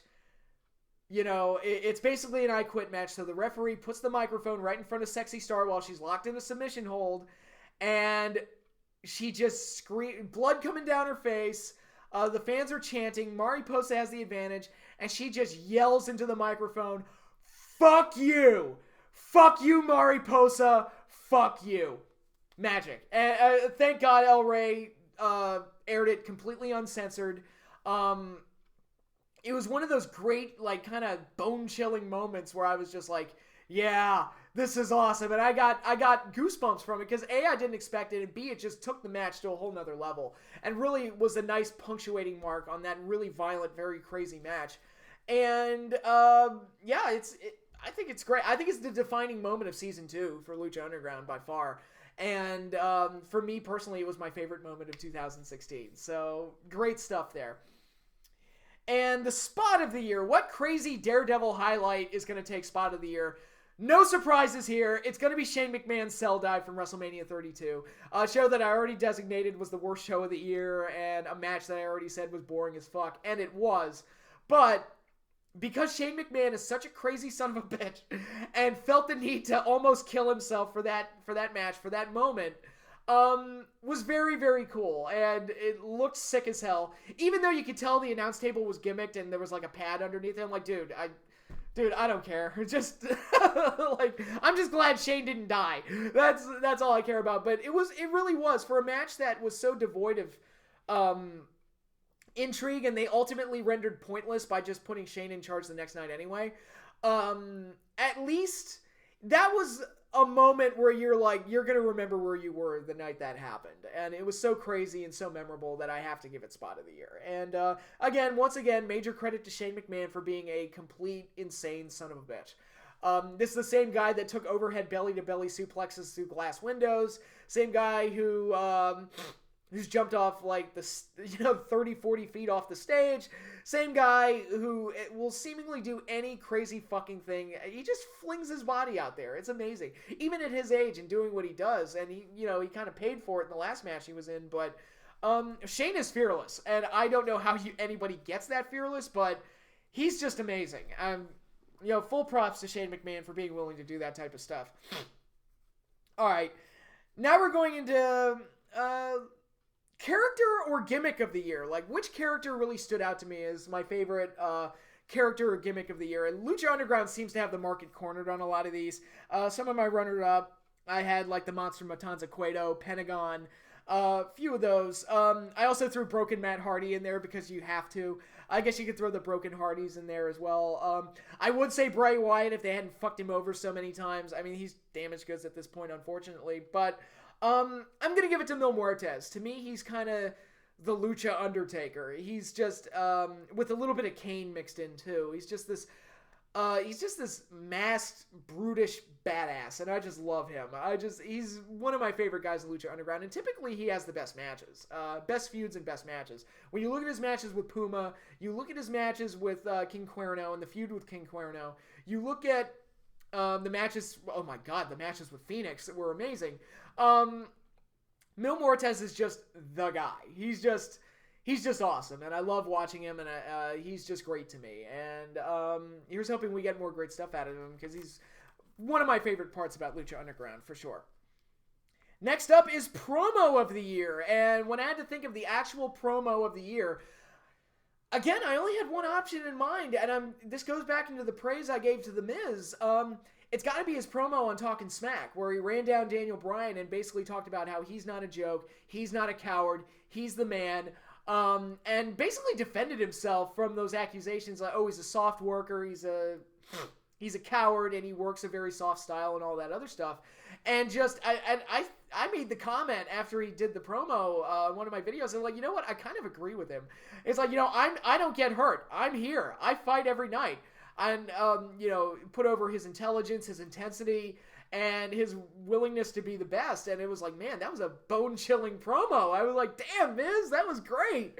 And really is kind of like the defining moment that really sold me on The Miz. And it's like, wow, this guy really has made a return to form, and is actually doing the best work of his career. And, yeah, I mean, that promo, if you haven't seen it, go check it out. It actually made Talking Smack a worthwhile show after it happened. It's like, people were like, oh shit, I gotta watch Talking Smack now.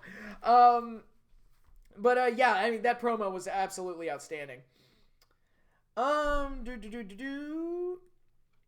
Alright, next up is who to watch in 2017. What talent do I feel is going to have a breakout year in 2017 and grow bigger and bigger and get better and better? And ultimately, the one I went with was Will Ospreay. He's a guy who, made a name for himself in that match with Ricochet that got a lot of people talking, and regardless of what you thought of it. And I was more in the middle on that match, where it's like, I really liked it, but it's not the type of thing I'd like to see all the time. If every match looked like that, I would get bored of it.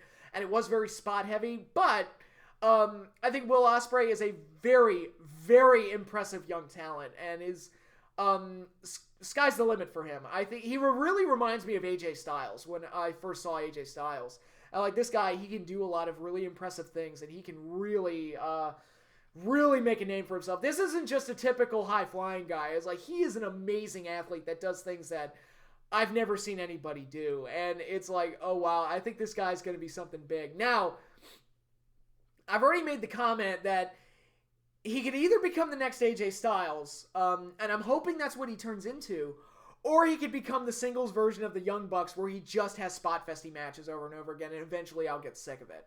I'm hoping he develops into more of what AJ Styles developed into, where he can actually work main event matches and do really well, and get a better grasp on psychology and pacing and putting matches together. But for right now, I mean, he's a very exciting young talent. I think there's a lot of raw potential there. And, he really did well in the Best of the Super Juniors tournament, and got a lot of people talking with that match with Ricochet. So I think I keep an eye out for him. I think he's going to be a really impressive talent moving forward.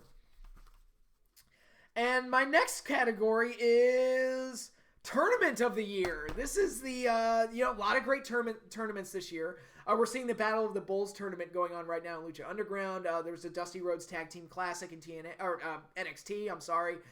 They had their second annual version of the Dusty Rhodes Tag Team Classic. I'm glad that they kept that around as an annual thing, because I think that's very cool. There's New Japan does a lot of tournaments. Best of the Super Juniors, already talked about that. TNA had their, did they have their big world title series, and the finals were at the start of the year? That was a very interesting concept, to say the least. But I had it down to two tournaments, and my runner-up is the New Japan G1 Climax, which was once again great. Got off to a great start in the first match with Ishii and Tenzan. And, you got Okada and Tanahashi again. And Omega, who ultimately won the tournament, had a great match with Naito to determine who wins Block B. And got a lot of great matches out of the tournament. And really kind of punctuated Kenny Omega's rise and him kind of taking AJ Styles' place over in New Japan. And I thought they did very well at accomplishing that. And it was a very exciting tournament. But I'm going to give Tournament of the Year to the Cruiserweight Classic, which was WWE's return of the Cruiserweight division in a lot of ways. And it showed, for a company that has never done a Cruiserweight division well, this turned out very, very, very well. It was just, I think it was 9 or 10 episodes, 32 guys. Let's just see who the best cruiserweight in the world is. And it culminated very well in a great 2-hour special. My only knock on it, and I had a similar knock with the G1 Climax, where once Omega beat Naito in Block B, you knew Omega was going to win. It was like, all right, there's no way that, oh, he's facing Goto in the final. Yeah, Omega's got this. But here in the Cruiserweight Classic, I felt like you had Zack Sabre Jr. and Kota Ibushi in the semifinals. I really felt like at least one of them should have made it to the finals, just to make TJ Perkins' victory even better.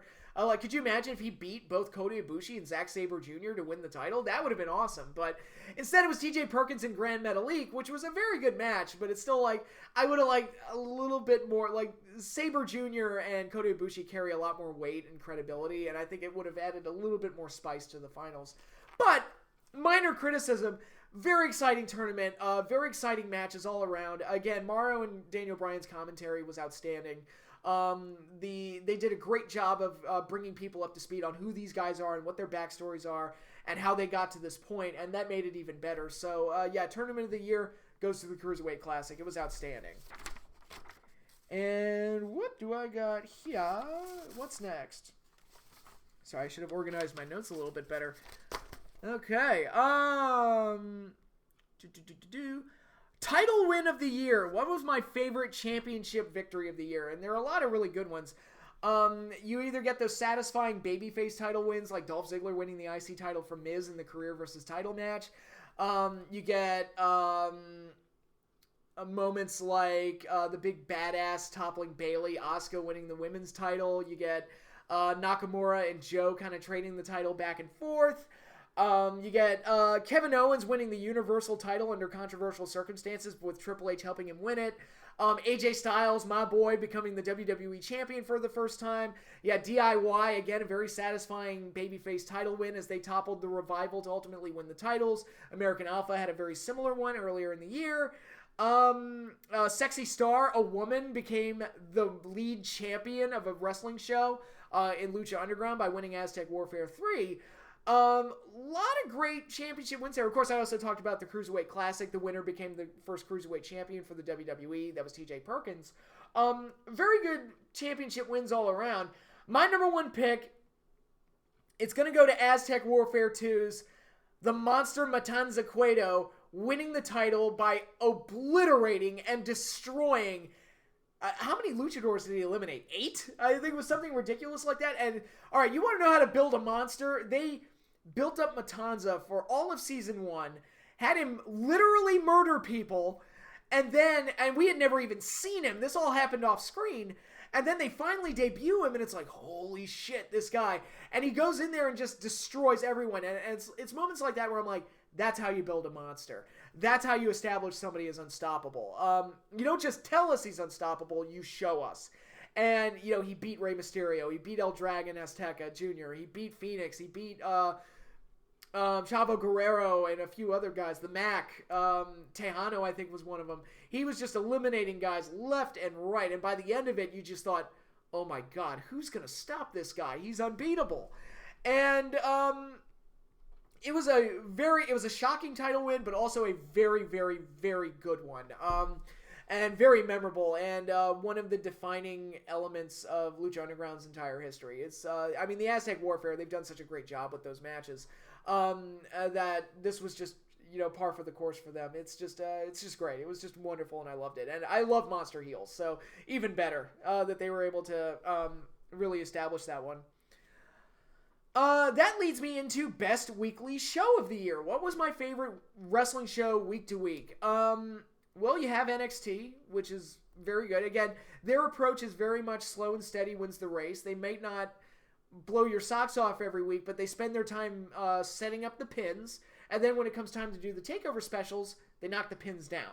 And they hit a home run. They do a great job. So I love NXT for that reason.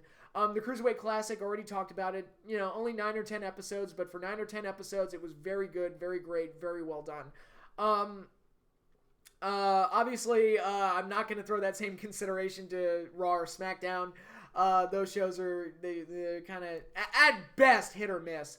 I've already talked about TNA. Unless it's like the Broken Matt Hardy show, I'm probably not going to care as much. Ring of Honor, again, they go through these weird periods where they'll build up okay to a pay-per-view, do the pay-per-view, and then the few shows that follow up after the pay-per-view are like shows that were taped from like weeks before the show. So it's like, okay. That's a little confusing, but then you have New Japan on Access TV, which has JR on commentary, which is very good, but again, it's them playing tape material, so it's not like you're getting anything that new. But to the surprise of no one, I'm going to give best weekly wrestling show of the year to Lucha Underground. Seasons 2 and 3 were great. They all built up beautifully to big matches, big moments, and ultimately Ultima Lucha Dos. And now we've got season 3 in progress right now. We're just past Aztec Warfare, and shit's like getting really good. So, I'm very rarely am I let down by Lucha Underground. Their show is just, at worst, really good. At best, fucking amazing. I mean, it's just a joy to watch every week. And thank God it's only an hour long. And that's one of the strengths of NXT. It's one of the strengths of the Cruiserweight Classic, except for the finale, which was 2 hours. It's just, when you only have an hour, you're able to digest the information more, I feel. When you have a 3-hour show, and they just bombard you with all this crap, a lot of it repeats of shit you've already seen, it makes the show feel monotonous and like you've seen it all already. And you don't get that with a 1-hour show. I'm legitimately excited to watch Lucha Underground every week. I'm legitimately excited to watch NXT every week. I don't have that same joy for Monday Night Raw, and I don't have that same joy for SmackDown, and I don't have that same joy for a lot of other wrestling shows. It's just, the 1-hour format just seems to work the best. But that's just my take. From there, we go to Feud of the Year. And I had a lot of runner-ups listed here, so there were a lot of good ones to go with. AJ Styles and John Cena. That feud was great because it wasn't the typical John Cena feud, even though I fully expected it to become that. I kept waiting. So, all right, when is AJ going to job to Cena? Of course, he lost the tag match that I was there in person to see. It's like, oh yeah, the one time that Cena beats AJ, it's when I'm in attendance. I'm like, of course that happened. But, they had their big finisher festy style matches, but AJ always went over, and he went over clean at SummerSlam. And obviously the club interfered during the Money in the Bank match, but it's still like, oh my God, AJ is like, John Cena has actually met a guy that he can't beat. Oh my God, that's wonderful. And it's the guy that I really like in AJ Styles. It's wonderful. And I'm sure Cena's going to beat him at some point, but it hasn't happened yet. So I'm just enjoying the trade, and I'm enjoying the ride while it lasts. And at least Cena, when he does ultimately beat him, it'll feel earned, like he actually had to overcome something. And to ultimately get that elusive win over AJ. And it's not just, they have the first match, AJ wins, and then Cena wins 45 rematches in a row. We've avoided that, which, thank you. I'm happy with that. Kevin Owens and Sami Zayn. They should have had a match at WrestleMania. I thought Sami's main roster return at the Royal Rumble was really well done and really set the stage for what should have been the WrestleMania program. Didn't happen, but we did get a really good burn-off match at Battleground later that year. And overall, it was a really nice feud, a nice continuation of what they had already started in NXT. So this was one of the first cases of where, like, a feud from NXT was left mostly unresolved and then carried over to the main show. And I thought that was really cool. So it's like, NXT is canon in the main WWE programming, which I think is really cool. Speaking of NXT, Shinsuke Nakamura, Samoa Joe, I thought they had a really brutal back and forth feud that was nice. The matches themselves, I was kind of like, they're good, but they're not like my favorites of the year, but the actual storyline leading up to those matches I thought was handled pretty well. Charlotte and Sasha Banks, for the amount of promotion that went into those matches, yeah, they hot potatoed the belt a bit, and not all the matches were home runs, but it was a hot feud that took up most of the second half of the year, so I gotta give it props for that. The Revival being awesome and having great feuds with DIY and American Alpha and NXT and yielding some great tag team matches from that. And both of those feuds resulted in very satisfying tag team title wins. And then Lucha Underground had a lot of great feuds, like Sexy Star versus Mariposa and Marty the Moth, Pentagon versus Matanza, Marty the Moth versus Killshot, and what else? Trying to think. Prince Puma and Rey Mysterio. That was another great one. A Worldwide Underground versus Drago and Phoenix and Aerostar. That was a great feud. And then even TNA had some good feuds, like Ethan Carter versus Mike Bennett, the Broken Hardys versus Decay, and even the beginning of the Broken Hardys, Broken Matt Hardy versus Jeff Hardy, which led to the final Deletion. All really good feuds and all great rivalries that I really enjoyed. I'm going to pick one as my favorite. And it's kind of a weird one, and I think it's going to get overlooked. But I really enjoyed the King Cuerno Mil Muertes feud on Lucha Underground. It had everything that's great about Lucha Underground. It had the over-the-top, otherworldly, supernatural craziness when Mil Muertes lost to Matanza in a Grave Consequences match, which, as they've determined, if you lose a casket match, you die. You're dead. You're officially dead if you lose a casket match. And King Cuerno stole Mil Muertes' corpse and hung it up in his trophy room as a trophy, which led to Katrina having to revive Mil Muertes again, and Mil Muertes having to come back and get his revenge, which led to a brief match on a regular episode of Lucha Underground, and then their ultimate burn-off match at Ultimate Lucha Dos Night 2, where they had the death match where Mil Muertes basically annihilated King Cuerno. And it was a great, brutal payoff to the feud. But it also, I talk about, the otherworldly craziness, but it also had, great Wrestling 101 mechanics, where the feud really began at the very beginning of Season 2, where King Cuerno was kind of a puppet of Katrina and Mil Muertes when they took over the temple. They wanted King Cuerno to take the Gift of the Gods title from Phoenix, so that Mil Muertes wouldn't have to face Phoenix for the title, because by that point, Phoenix had been the only one to really, truly defeat Mil Muertes. So it was like, all right, so you're referencing past history, and you're setting up the relationship between the two combatants at this point, and then by the end of it, King Cuerno felt like he'd gotten screwed by them, and they wanted him to not cash in the Gift of the Gods title, and he felt jilted by them, so ultimately it led to him having a riff with them. And then Mil Muertes ultimately lost the title, which kind of took King Cuerno out of the picture. And that was where their rivalry really began. And then, like I said, he stole Mil Muertes' body and hung it up as a trophy. So the story had a beginning, a middle, and an end that went all the way through Season 2. So, again, it had basic storytelling mechanics, but it also had that otherworldly crap that Lucha Underground is known for. And it was great. It was wonderful. And, again, it had a great payoff. So, yeah, that was my favorite feud of the year. It was really good. Best Cruiserweight of the year.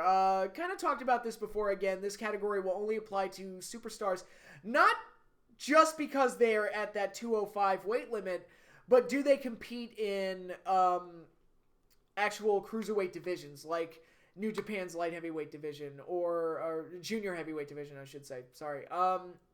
And TNA's X division, and WWE's new cruiserweight division, and all of that. I would even throw in the tag team junior heavyweight division in New Japan, although a tag team didn't win this category, so it doesn't really matter. But who was my pick for the best cruiserweight of the year? With the renewed interest in cruiserweights in the WWE, there are a few options to go with. Like I said, Brian Kendrick was the sympathetic favorite of the tournament. TJ Perkins ultimately won the tournament and did really well. Cedric Alexander got a WWE contract for his great performance in the tournament. And then you have guys like Kushida, who continues to do really well for New Japan. He's a very, very good talent. Had, the big match with Omega at Wrestle Kingdom 10, and it's just typically just a very solid performer throughout. Had a really good match with Liger at Dominion, I think that show was. So Kushida, again, very, very good talent. Eddie Edwards, who was the kind of the lead X Division guy for big portions of the year and ultimately turned that into a main event run by ultimately defeating Lashley. Wasn't happy with how that title change took place the week after Bound for Glory, but Eddie Edwards he did about as well as anybody could with the current state of the X Division in the WWE, and more guys that really came on the scene as Jack Gallagher, who I fell in love with during the Cruiserweight Classic, and I'm so happy he's on the main roster now and actually doing well. Zack Sabre Jr., who was a huge addition to the Cruiserweight Classic, and carries a lot of like buzz and name value with him. So his presence alone added a lot to the tournament. But my pick for Cruiserweight of the Year, it's going to go to Kota Ibushi, who returned from injury and got a big role in the Cruiserweight Classic and really had the best matches in the tournament if you look at them. The two that really stand out to me are his match with Cedric Alexander and his match with Brian Kendrick, which had, again, all that raw emotion attached to it. But Kota Ibushi, always did really well in New Japan and then came to WWE and showed he can do really well there too, and really was the gold standard in the Cruiserweight Classic. And again, I felt like he had the best matches overall. So he is my pick for Cruiserweight of the Year, without a question. Next up. Best Stable of the Year. Kind of the opposite of Worst Stable of the Year, which was the League of Nations. But, for Best Stable, again, there are a few options. The Bullet Club is always a reliable choice, although I feel like they're kind of getting... Even though Omega's doing really well, I do feel like they're kind of running... they're getting a little stale now. But, Sanity just debuted in NXT, and so far so good for them. Although I can't wait for the day they debut on the main roster and ultimately get fucked over. Decay with Abyss and Crazy Steve and Rosemary, they've been fine in TNA overall and interacted well with the Hardys. The Broken Hardy family, if you want to count that as a stable, with Brother Nero, Broken Matt, Rebby Sky, King Maxwell, Senior Benjamin, Vanguard 1, Skarsgård the Dilapidated Boat, and I would even count the Exquisite Xylophone as part of that wonderful family. The Lake of Reincarnation, if you want to count that as well. That really oddball stable. The Black Lotus Triad in Lucha Underground is a very good one. The Super Friends, who are the Trios champions in Lucha Underground. And basically, I should make this point. I'm counting a stable as having 3 or more members. So not quite a tag team, but it doesn't have to be all wrestling combatants. It just has to be a group of wrestling characters. And even another one, the Lucha Dream Team in Lucha Underground, which was Prince Puma, Rey Mysterio, and El Dragon Azteca Jr., kind of the past, present, and the future of, Rey's the past, Puma's the present, and El Dragon Azteca is the future. I thought they were a very nice group and ultimately transitioned into the Puma-Rey feud. But my pick for Stable of the Year, it's another Lucha Underground one, the Worldwide Underground. I love these guys so much.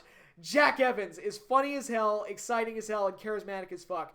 PJ Black, the Darewolf, has really found his niche in this group, and for a guy that really had no personality in WWE as Justin Gabriel, he's come on very, very well here, and just adds so much to this group. And I love the air guitar bits that they're always doing with each other. I think Taya has fit in greatly, and I think she basically took Melina's place. Like, basically what she's doing now is the role that was supposed to go to Melina. I think we got a better pick here. Taya has been outstanding in this role. Now that she's like the director of Johnny Mundo's backstage segments, that gives her a whole nother dimension. They're funny, they bounce off each other really well, and you have Johnny Mundo as the leader of the group, now the Lucha Underground champion, and they're kind of they're the lead heels now. And let's see, hopefully they can continue to be entertaining and continue to deliver great matches and everything. But I think these guys, they add a different dimension to Lucha Underground, because most of the heels are heels like Mil Muertes and heels like Matanza, who are these violent, brutish monsters. And they're these kind of Shawn Michaels 97-esque heels, where they're sarcastic, mean, and funny. And that's... Again, it adds a whole nother dimension to Lucha Underground, and I think they've been great with each other. So I love watching them play off each other, and they're very entertaining and very great. So here's hoping they continue that great work. Next category is going to go to Tag Team of the Year. I think I already gave this one away in previous videos, but to list some of my runner-ups, American Alpha, Chad Gable and Jason Jordan, they're terrific together. They're great. The Usos turned heel, which has been better for them, but they still haven't quite, broken out beyond that. I wish they'd do more with them as heels. I think they're better as heels, but we'll see. Maybe 2017 they'll have more to do. DIY, Gargano, and Ciampa, I should say, had a great run to the titles over in NXT. The Broken Hardys, I kind of mentioned them just for the hilarity of it. I guess I could throw Decay out there as well. We had Beer Money and the American Wolves working against each other earlier this year. I wish we had gotten more of that, but then we wouldn't have gotten Glorious Bobby Roode if he had stayed in TNA, so what can you do? But Enzo and Cass, they've done really well in the main roster for the most part when they're not doing stupid shit like the shit with Lana in the hotel room. For the most part, they've done really well. Heath Slater and Rhino were a huge sympathetic favorite, and a great choice to win the first SmackDown tag titles. Cesaro and Sheamus, I think, had done surprisingly well as a team. It's the most I've ever been interested in Sheamus, which says a lot. Or doesn't say that much, to be perfectly honest, but, who were some other teams I had listed here? Oh, there's the New Day, who broke the record for longest reigning WWE Tag Team Champions. Their body of work isn't necessarily my favorite, but they have that distinction, and they have become, like, a top act on the show, so that deserves a lot of credit. But my pick for Tag Team of the Year, it's got to go to the Revival. Scott Dawson and Dash Wilder, they are old school as fuck. I've made it known before, they remind me of Arn Anderson and Tully Blanchard as a team. They are so old school and so grounded in that kind of Southern style, and they are great at that. They are fantastic, and I love watching them. And they're so not flashy and not, they don't outshine their opponents is basically what I'm saying. They make their opponents look even better. Like Gargano and Ciampa, you want them to beat these guys. American Alpha, you want them to beat these guys. They're just great, rugged, old school heels that work outstanding tag team matches. And some of the best matches this year were Revival matches. Again, when you look at their matches with American Alpha and you look at their matches with DIY, they were great. And they've been consistently great all year. And I already touched up on it. You know, the tag team title wins for American Alpha and DIY were two of my favorite title changes of the year. And if the Revival hadn't been built up as well as they were and didn't play their part as well as they did, those title changes wouldn't have been as satisfying. So they're kind of, you know, it's easy to overlook them because they're not that flashy, but I think they play their part so well, and they're so important to making everybody else look good, in addition to making themselves look good, that they're my number one pick, without question. I love their work. And they could have existed in any era. You could have watched these guys in the 80s, and they would have fit like a glove. They're absolutely great. From there, I go to Female Star of the Year. Again, there's been a higher focus on women's wrestling this year. You know, you look at Asuka in NXT, who's been a very dominant champion over there, had some great matches with Bayley. One really great match with Bayley and one great match with Mickie James. Sasha Banks, who's... I've had my misgivings about how her character's been handled, but she brings an additional quality and consistency that a lot of other female performers don't bring. Bayley was really great in NXT. Loved her matches with Asuka. And even like Nia Jax, I think those were Nia Jax's best matches to date. So she's done pretty well. Sexy Star became Lucha Underground champion and had one of my more favorite matches of the year with Mariposa, so that deserves a ton of credit. Gail Kim went into the TNA Hall of Fame and had actually a really good feud with Maria going. And Taya, who I already praised in Lucha Underground and how great she's done and how much she adds to the show. But Female Star of the Year, I'm going to give it to Charlotte. WWE has done a really good job of pushing her as like a top tier talent. Like, she feels like one of the big stars on the show. And they've given her an unbeaten record on pay-per-views, I think. And even though they played hot potato with the belts, and I've had misgivings about some things that they've done with her, they've done a really good job of making Charlotte seem like a top star.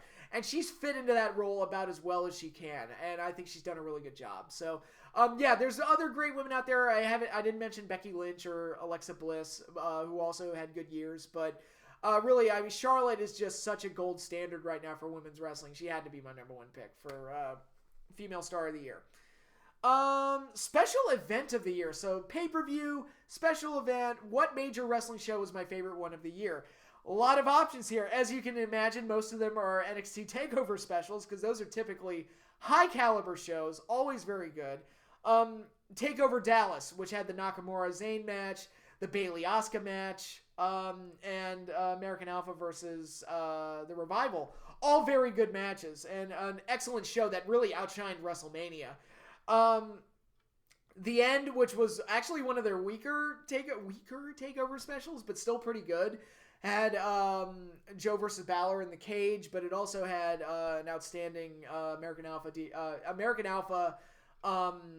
Revival match that opened up the show, I believe, and was very, very good. What else? Brooklyn 2, which was also another pretty good show. Nowhere near as good as the first NXT Brooklyn show, but still very great. Toronto, which was an excellent show that I put over greatly, had a Revival versus DIY, had Asuka versus Mickie James, had Bobby Roode versus Ty Dillinger, which was a great match. Nakamura versus Joe in what I thought was their best match. So that show was outstanding. And then from Lucha Underground, I would count like the Aztec Warfare shows as being like high caliber special events. So Aztec Warfare 2 and Aztec Warfare 3 were both great. Ultima Lucha Dos, all 3 nights, made for a great collection of shows. Once again. And then for TNA, if I had to pick like my favorite TNA show of the year, I would say Total Nonstop Deletion, just for the sheer insanity of it. And then you look at the Cruiserweight Classic Finals. That was another great 2-hour special and a great end to the tournament that gave us the added twist of the first Cruiserweight champion being crowned as well. So that show was outstanding and a great ending to a great tournament. God, where were some other ones? I'm looking at this list. For main roster WWE, my personal favorite pay-per-view that they had this year was the one I attended, Battleground 2016. We got the Shield triple threat. We had a great match between Zayn and Kevin Owens, and I got to see AJ Styles in person, even though he lost to John Cena in a 6-man tag. Overall, I thought the show was very good. Bayley made her first appearance on the main roster on that show. So, so as far as main roster shows go, I think that was the best pay-per-view of the year for WWE, but...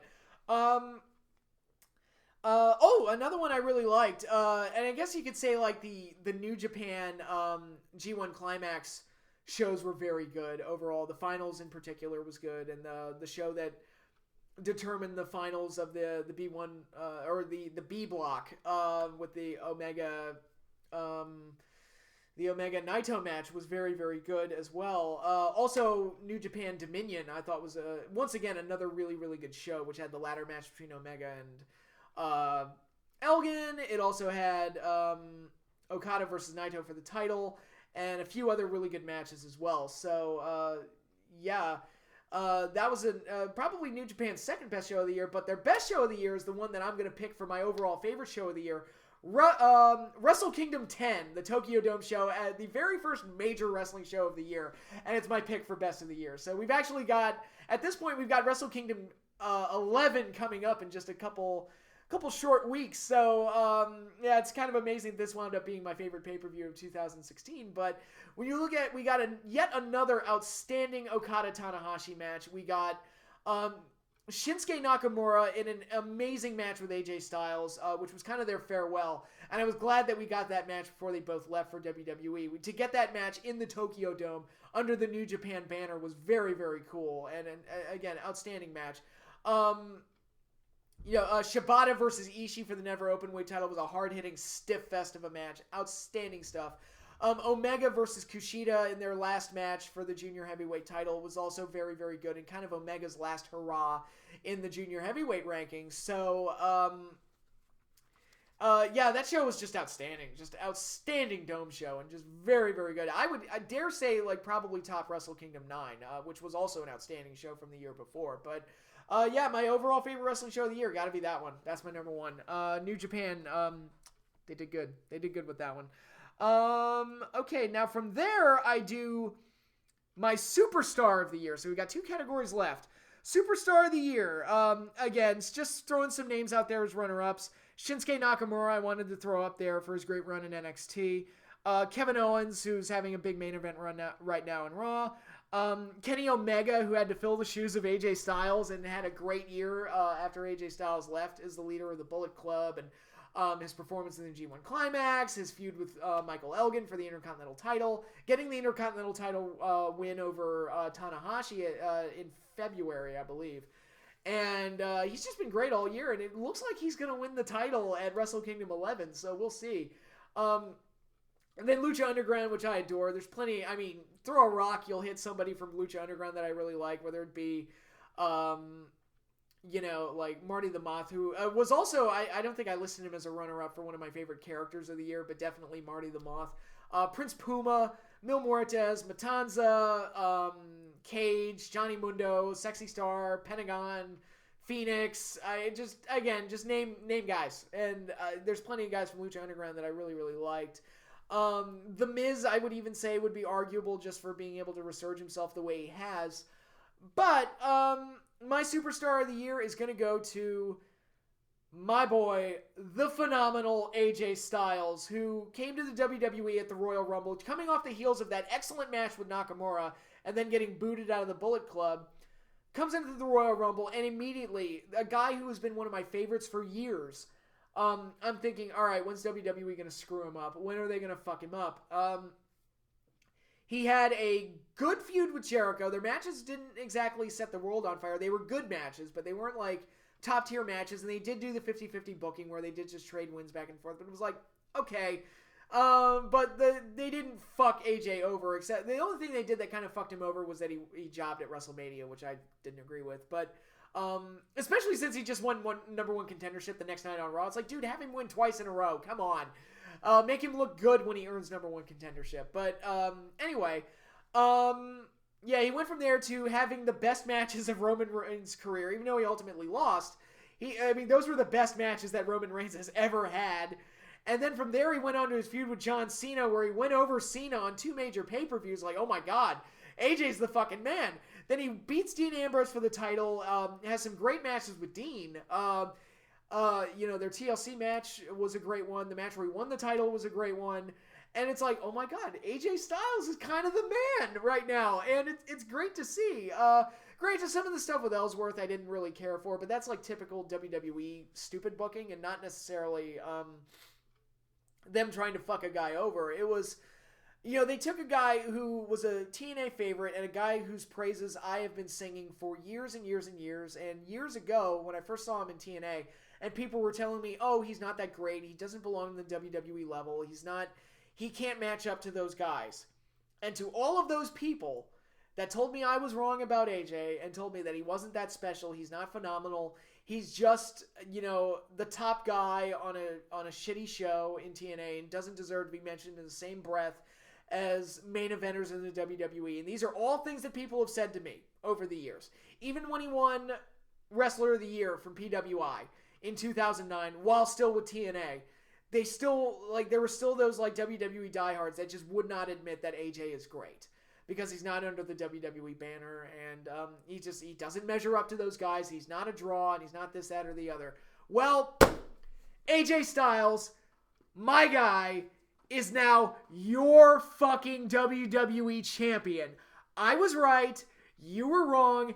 And not only that, he had the best year of any wrestler this year, and he did it while being a main eventer for the WWE. So put that to bed. AJ Styles is every bit as good as everybody, like people like myself, has been saying for years.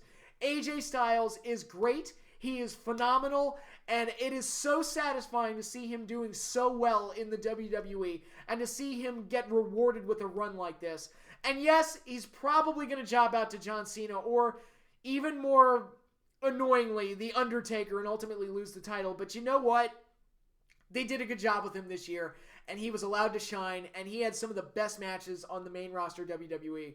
I mean, aside from, like, Zayn and Owens at Battleground and Miz versus Dolph Ziggler in the title versus career match, all of my favorite main roster WWE matches were AJ Styles matches. He's just that great. He's that great. And it's very satisfying for somebody like me who's been a fan of his for so long to see him doing so well in the WWE. So kudos to WWE for giving the talented guy a push, and kudos to AJ Styles for taking the ball that he was giving and running with it and showing the world just how great he really is. So I'm just really happy with that all around. And now final category before I wrap this whole fucking thing up. My match of the year. And I've got a lot of runners-ups here, a lot of which can be put into several different buckets. You know, I'm looking over here. Like I already talked about it. If you look at WWE's main roster, AJ Styles matches were typically among my favorites. I mentioned the Tables, Ladders, and Chairs match with Dean Ambrose at TLC 2016. The match where he defeated Dean Ambrose for the title at Backlash. His match with John Cena at SummerSlam, even though, and the Money in the Bank match as well. I mean, they were finisher fest, but the fact that AJ went over and the fact that the matches had a great atmosphere from the crowd was really elevated them in my eyes. And his match with Roman Reigns, the Extreme Rules match that they had, I thought was very, very good. But some other main roster WWE matches, Sami Zayn versus Kevin Owens at Battleground, already talked about it. Miz versus Dolph Ziggler for the IC title and Dolph Ziggler's career on the line. No Mercy 2016. That really should have been the end of the feud. When they shoehorned the ladder match in there at TLC, that didn't really work for me. That match should have been the end of it. But a couple of other ones. Another Miz match. Miz, Cesaro, Owens, and Zayn for the Intercontinental title at Extreme Rules. I thought that was a very good action-packed match. Roman Reigns versus Seth Rollins with the Dean Ambrose cash-in at Money in the Bank. That was pretty good. Just for the shock of the Ambrose cash-in, I think it's worthy of mention. And for one night, all three Shield members were WWE champion, which I thought was pretty cool. And that leads the Shield triple threat was also pretty cool with the added implications of the Raw versus SmackDown divide. Where's the WWE title going to wind up? So you had Ambrose versus Reigns versus Rollins, which was kind of that dream match that we all wanted. And I thought that match turned out really well as well. So, yeah, those are my favorite like main roster WWE matches. Then you look at NXT and the great matches they had, mostly from the TakeOver specials. Nakamura versus Zayn from Dallas was outstanding. Bayley versus Asuka from Dallas was outstanding. The Revival versus American Alpha from Dallas, also outstanding. American Alpha versus the Revival from the End was great. Love that one. This was on a regular episode of NXT, but Nakamura versus Finn Balor was a very good match. Yeah, then you had the two Revival DIY matches. First one at Brooklyn 2 and the other one, the 2 out of 3 Falls match at TakeOver Toronto. Both outstanding tag team matches. I mean, the Revival were really, like, if they weren't tag team of the year, at the very least, they were like the NXT MVPs, because they had a great fucking year. Then you look at the CWC. I already put that over as Tournament of the Year. Some of my favorite matches, I'm looking over here, Ibushi versus Brian Kendrick, already put that one over. Ibushi versus Alexander, already put that one over. Ciampa versus Gargano, the last match of the first round. That was a great match. The two friends working against each other in this really hard-hitting match. And then you've got the two semifinals matches, Zack Sabre Jr. versus Grand Metalik, and Kota Ibushi versus TJ Perkins, both outstanding. And then you have the finals, Perkins versus Grand Metalik, which, like I said, I wish Sabre Jr. or Ibushi had made it to the finals, but the finals that we got was very good anyway, so that was great. Then we got all my favorite matches from Lucha Underground, which that's going to be a long list. Rey Mysterio versus Prince Puma from Ultima Lucha Dos, Night 3. Worldwide Underground versus Drago, Phoenix, and Aerostar for the Trios titles from Lucha Underground, from Ultima Lucha Night 3. Mil Muertes versus King Cuerno in the death match from Ultima Lucha Dos Night 2. Cage versus the Mac from Ultima Lucha Dos Night 1, Falls Count Anywhere match. Mil Muertes versus Phoenix for the Lucha Underground title, which set up Aztec Warfare 2. And not as good as their Grave Consequences match, but pretty damn close. Both Aztec Warfare matches, the one from Season 2 and the one from Season 3. I like the Season 2 one a little bit more because of the Matanza title win, but, you know, great stuff there. Absolutely great stuff. What are some other ones? Oh, Mil Muertes versus Prince Puma and Pentagon for the title in the triple threat. That match was great. King Cuerno versus Phoenix in the Gift of the Gods Championship ladder match. That match was great. Phoenix versus King Cuerno in Last Luchador Standing. That was one of the early gems of Season 2. The Monster Matanza Cueto versus Cage in what was probably his best title defense of Season 2. That one was great. The 6 to Survive match to determine the number 1 contender at Ultima Lucha. Pentagon versus Phoenix versus Johnny Mundo versus Taya versus Evil East versus King Cuerno. Outstanding match. And then from Season 3, I already put over, we have Aztec Warfare 3. Killshot versus Marty the Moth in the Weapons of Mass Destruction match in that absolutely insane, violent hardcore match that they had. Prince Puma versus Mil Muertes in Grave Consequences. Prince Puma versus the Black Lotus Triad in the Gauntlet match. That match was great. Matanza versus Prince Puma for the title. This was before Matanza dropped the belt at Aztec Warfare. And Phoenix versus Drago versus Aerostar, with the winner getting the 20 spot in Aztec Warfare. The 3 trios champions facing each other. That match was outstanding as well. And they were kind of going outside that realm. What else do we got here? From TNA, really my major highlights there are the Broken Matt Hardy matches, the Final Deletion, the Great War, and Tag Team Apocalypto. I gotta bring special mention to those matches. Then from New Japan, I already talked about Wrestle Kingdom 10 and all the great matches that were on that show. Omega versus Kushida, Ishii versus Shibata, Nakamura versus AJ, and Okada versus Tanahashi. All outstanding matches. And from the New Japan G1 Climax, I already talked about Tenzan versus Ishii from the first night, which was great. I believe that was the first match. I'm pretty sure that was the first match in the tournament. It was outstanding. Then you had Hiroshi Tanahashi versus Kazuchika Okada once again in the G1 Climax, where they went to the tie.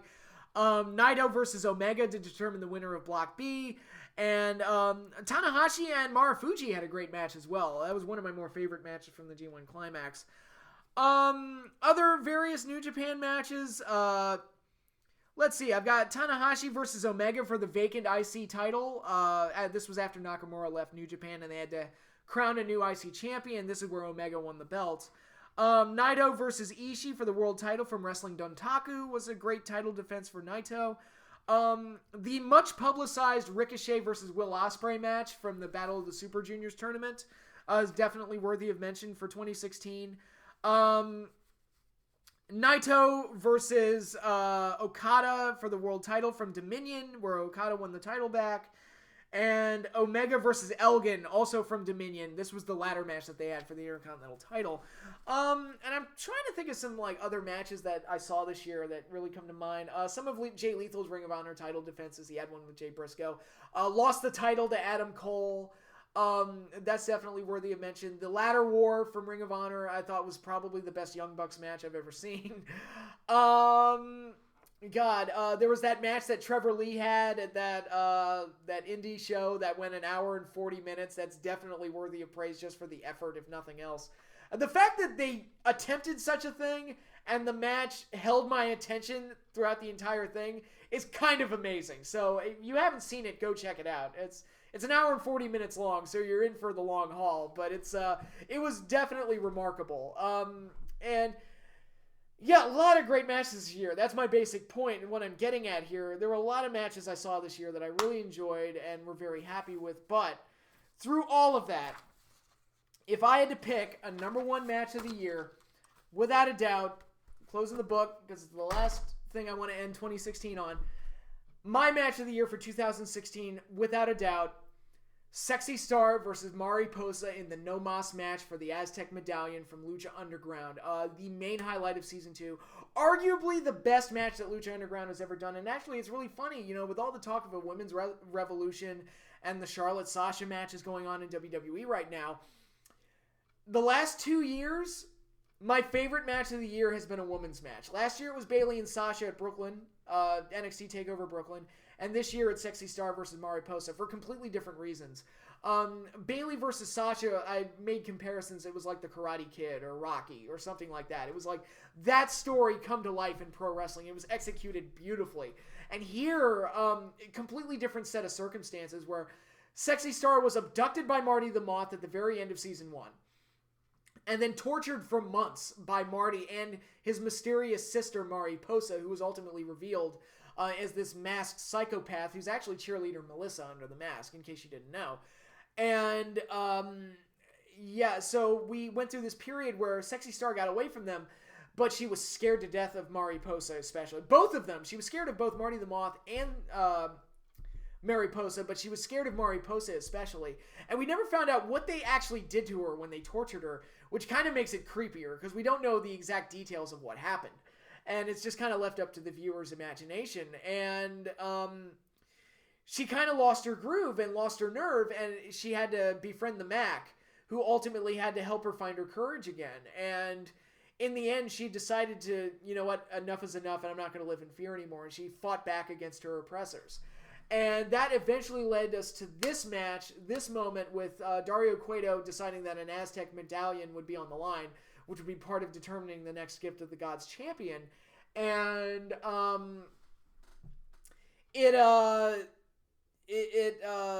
everything led to this match. And the end result, and it's really kind of fortuitous that I reviewed the Tully Blanchard Magnum TA I Quit match just right before doing this video, because it's kind of a lot of the same things that I loved about that match I love in this one.